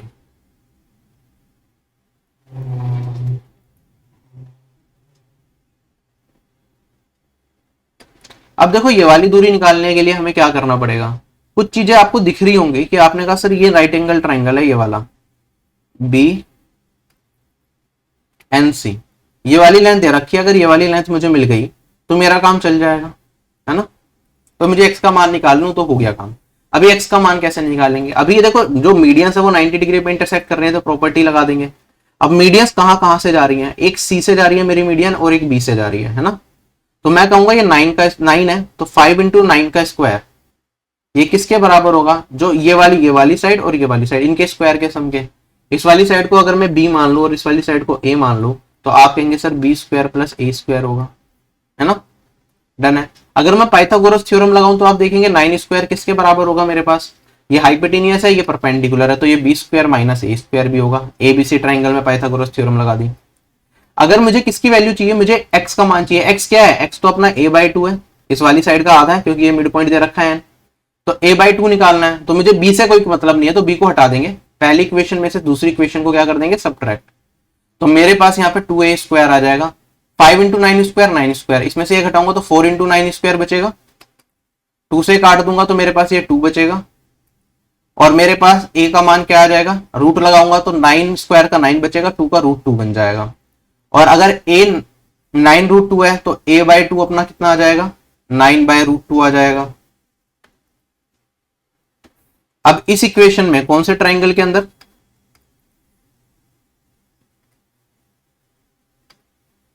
मैं इस ट्राइंगल के अंदर पाइथागोरस थ्योरम लगा दूं तो अपने पास क्या होगा, आप कहेंगे सर ये a/2 आ गया 9/√2, ये 9 है, ये वाली वैल्यू निकालनी है। bn किसके बराबर हो जाएगा, अंडर रूट में 9² प्लस 9/√2 का होल स्क्वायर। स्पीड देखना है आपको, 9 दोनों जगह कॉमन आ रहा है, बाहर आ जाएगा, 1 प्लस 1/2 बचेगा, तो जो बनेगा मेरे पास √1 प्लस 1/2 लिख ही देता हूं, 9 3/2, और यहाँ पे 9 √3/2 कौन से ऑप्शन में आ रहा है, देखो 9 √6/2 है पहला ऑप्शन। अगर मैं 2 को स्प्लिट कर दो √2 × √2 में, तो आपका ये √2 से √6 को काटूंगा √3 बचेगा, और ये 9 √3/√2 आ जाएगा। तो ऑप्शन नंबर ए ही मेरा करेक्ट है, ठीक है। वरना इसे रेशनलाइज कर लोगे, √2 पर नीचे मल्टीप्लाई करके 2 को बाहर निकालोगे तो 9 √6/2 आपको ये मिल जाएगा। उम्मीद करता हूं ये सवाल भी समझ आ गया होगा।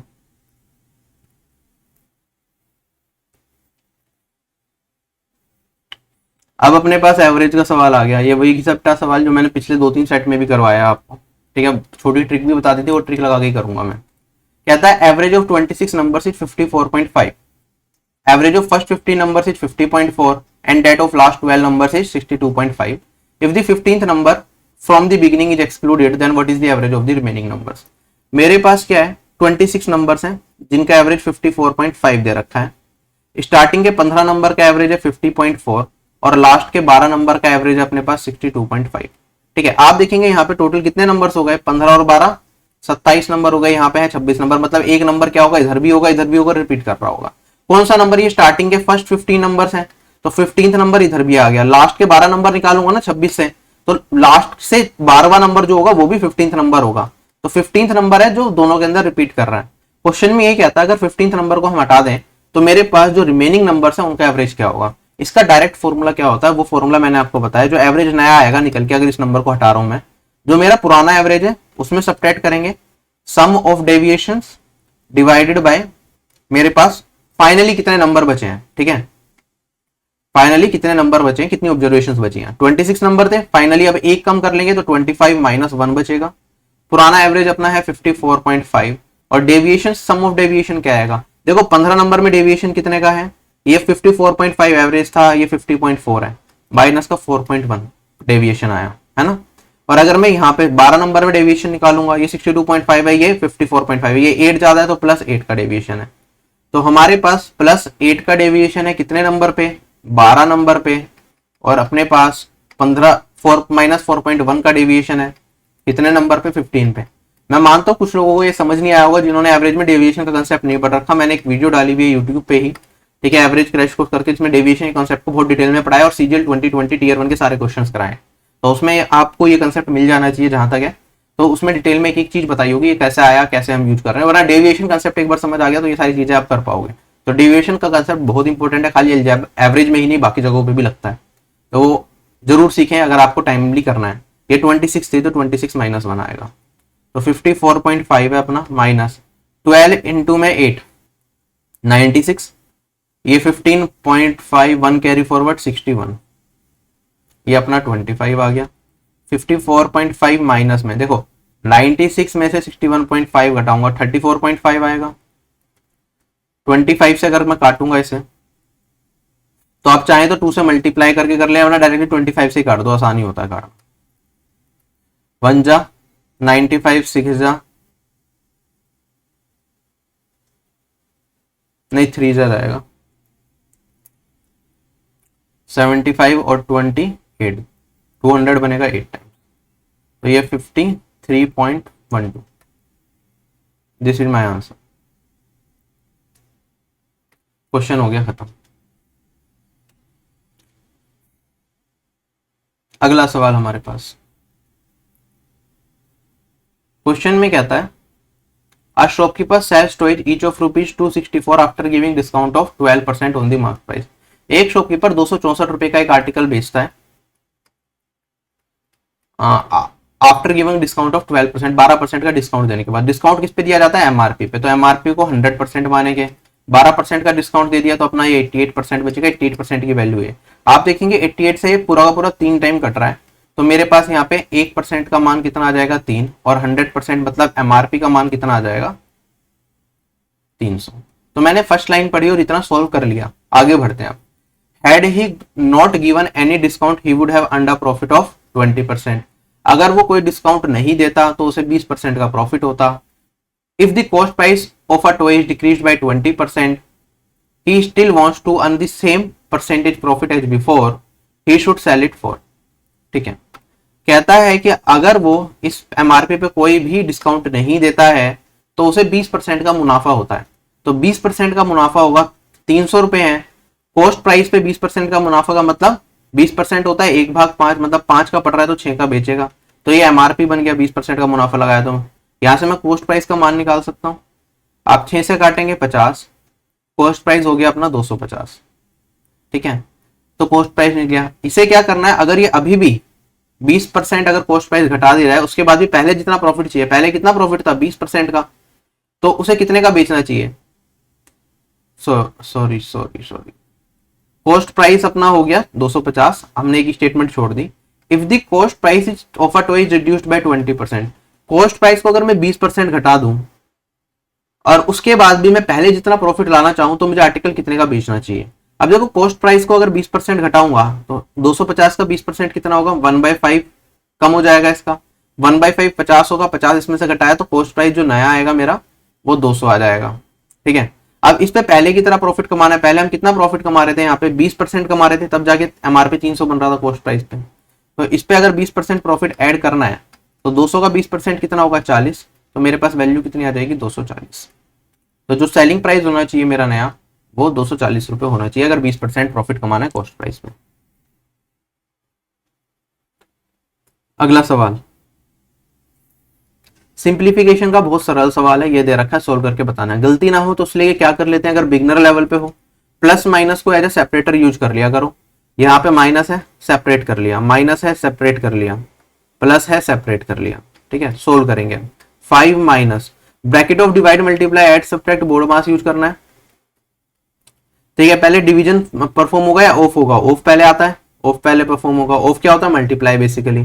तो 10 इंटू 5 50, 10 भाग 50 1 भाग 5 माइनस, पहले ब्रैकेट सोल्व होगा 12 माइनस 15 माइनस 3, फिर डिवाइड सोल्व होगा, डिवाइड की प्रायोरिटी ज्यादा है, 4 भाग 10 2 भाग 5 आएगा। तो अपने पास यहाँ पे -3 इंटू में 2/5 प्लस डिवीजन पहले परफॉर्म होगी 15 भाग 30 1 भाग 2, 1 भाग 2 इंटू 2 करूंगा तो 1 बचेगा। ये -6/5 है, माइनस माइनस प्लस बनेगा, +6/5 और ये +1। 6 में से 1 घटाया 5, 5 भाग 5 1, 5 + 1 + 1 7। क्वेश्चन खत्म हो गया। सिंप्लीफिकेशन का सरल सवाल था। अगला सवाल अपने पास आज की क्लास का आखिरी सवाल टाइम एंड वर्क का है। 3.5 लाइन का क्वेश्चन है, लास्ट के लिए छोड़ा जा सकता है क्योंकि थोड़ा टाइम पढ़ने में ज्यादा लग जाएगा। हो सकता है आसान हो सकता है मुश्किल हो, बट लेकिन पढ़ने में ही 30 सेकंड अगर हमारी चली जाए तो क्या फायदा। लेकिन लास्ट के लिए आप छोड़े एग्जाम में, वरना अब तो हमारा आखिरी है तो हमें तो करना ही है। कहता है pipe A and B can fill a tank in 9 hours and 15 hours respectively. जब भी बड़ा क्वेश्चन हो क्वेश्चन के साथ साथ करना है। छोटा क्वेश्चन तो पढ़ के कर लिया, पूरा क्वेश्चन पढ़ लिया, 1.5 से 2 लाइन तक का क्वेश्चन पूरा पढ़ के एक बार में कर सकते हो आप। लेकिन अगर 3, 3.5 या 2.5 लाइन से ऊपर क्वेश्चन जा रहा है तो आप इस लाइन बाय लाइन ही चलें। पाइप ए और बी एक टैंक को 9 और 15 घंटे में भर सकते हैं। पाइप ए 9 घंटे में, पाइप बी 15 घंटे में फिल कर सकता है। दोनों पाइप को एक साथ खोला गया। After some time it was found that there was a leak at the bottom of the tank which was capable of emptying the fully filled tank in 20 to 1/2 hours। कुछ देर बाद ये पाया गया कि जो टैंक था ना उसके बॉटम में एक लीक था जिसकी वजह से टैंक से पानी रिस रहा था, और जो लीक है वो 22.5 घंटे के अंदर पूरे भरे हुए टैंक को खाली कर सकता है। तो मैं कह सकता हूं यहाँ पे लीक है। ए 9 घंटे में भर रहा है, बी 15 घंटे में भर रहा है। लीक क्या कर रहा है, खाली करने का काम कर रहा है। तो मैंने सर्कल लगा दिया जिससे कि याद रहे नेगेटिव एफिशिएंसी है। 22.5 घंटे में पूरे टैंक को खाली कर सकता है, लीक का आ गया। कहता है फिर जब लीक के बारे में पता चला तो उसे रिपेयर कर दिया गया।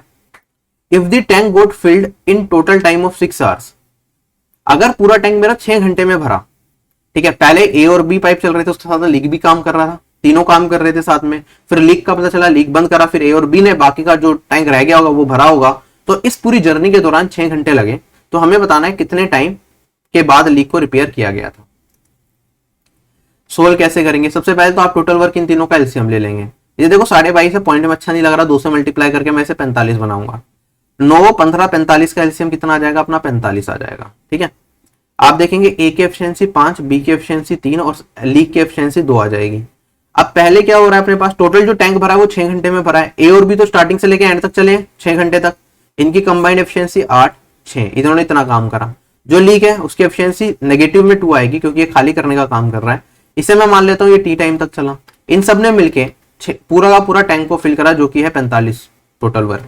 सोल्व कर लेंगे, 48 में से 45 घटाऊंगा 3, इधर जाके 2t और t का मान कितना आ गया 3/2, दैट इज 1/2 आवर्स। तो 1.5 घंटे के बाद हमने लीक को बंद किया होगा। तो this is the very last question of this set. I hope this set is clear to all of you. आपको सारे क्वेश्चंस करने में मजा आया होगा, बहुत कुछ सीखने को मिला होगा। ठीक है, अगर आपको पढ़ाने का तरीका सही लगता है, आपको लगता है क्वांटिटी एडमिन में आपको नीड है, ठीक है, फॉर CHSL MTS या CGL Tier 2 examination, you can go with my course जिसमें डिटेल में सारी चीजें आपको कराई जाएंगी। ठीक है, class PDFs everything you get. So यही है। बाकी इसके साथ जो PDF वाला कोर्स होता है अलग से, चाहे टॉपिक वाइज, वो फ्री होता है मैथ्स के कोर्स के साथ। तो इतना ही था इस सेशन में। जल्दी मिलेंगे नए सेशन में और अच्छे अच्छे क्वेश्चन डिस्कस करेंगे। बाय बाय, टेक केयर, जय हिंद।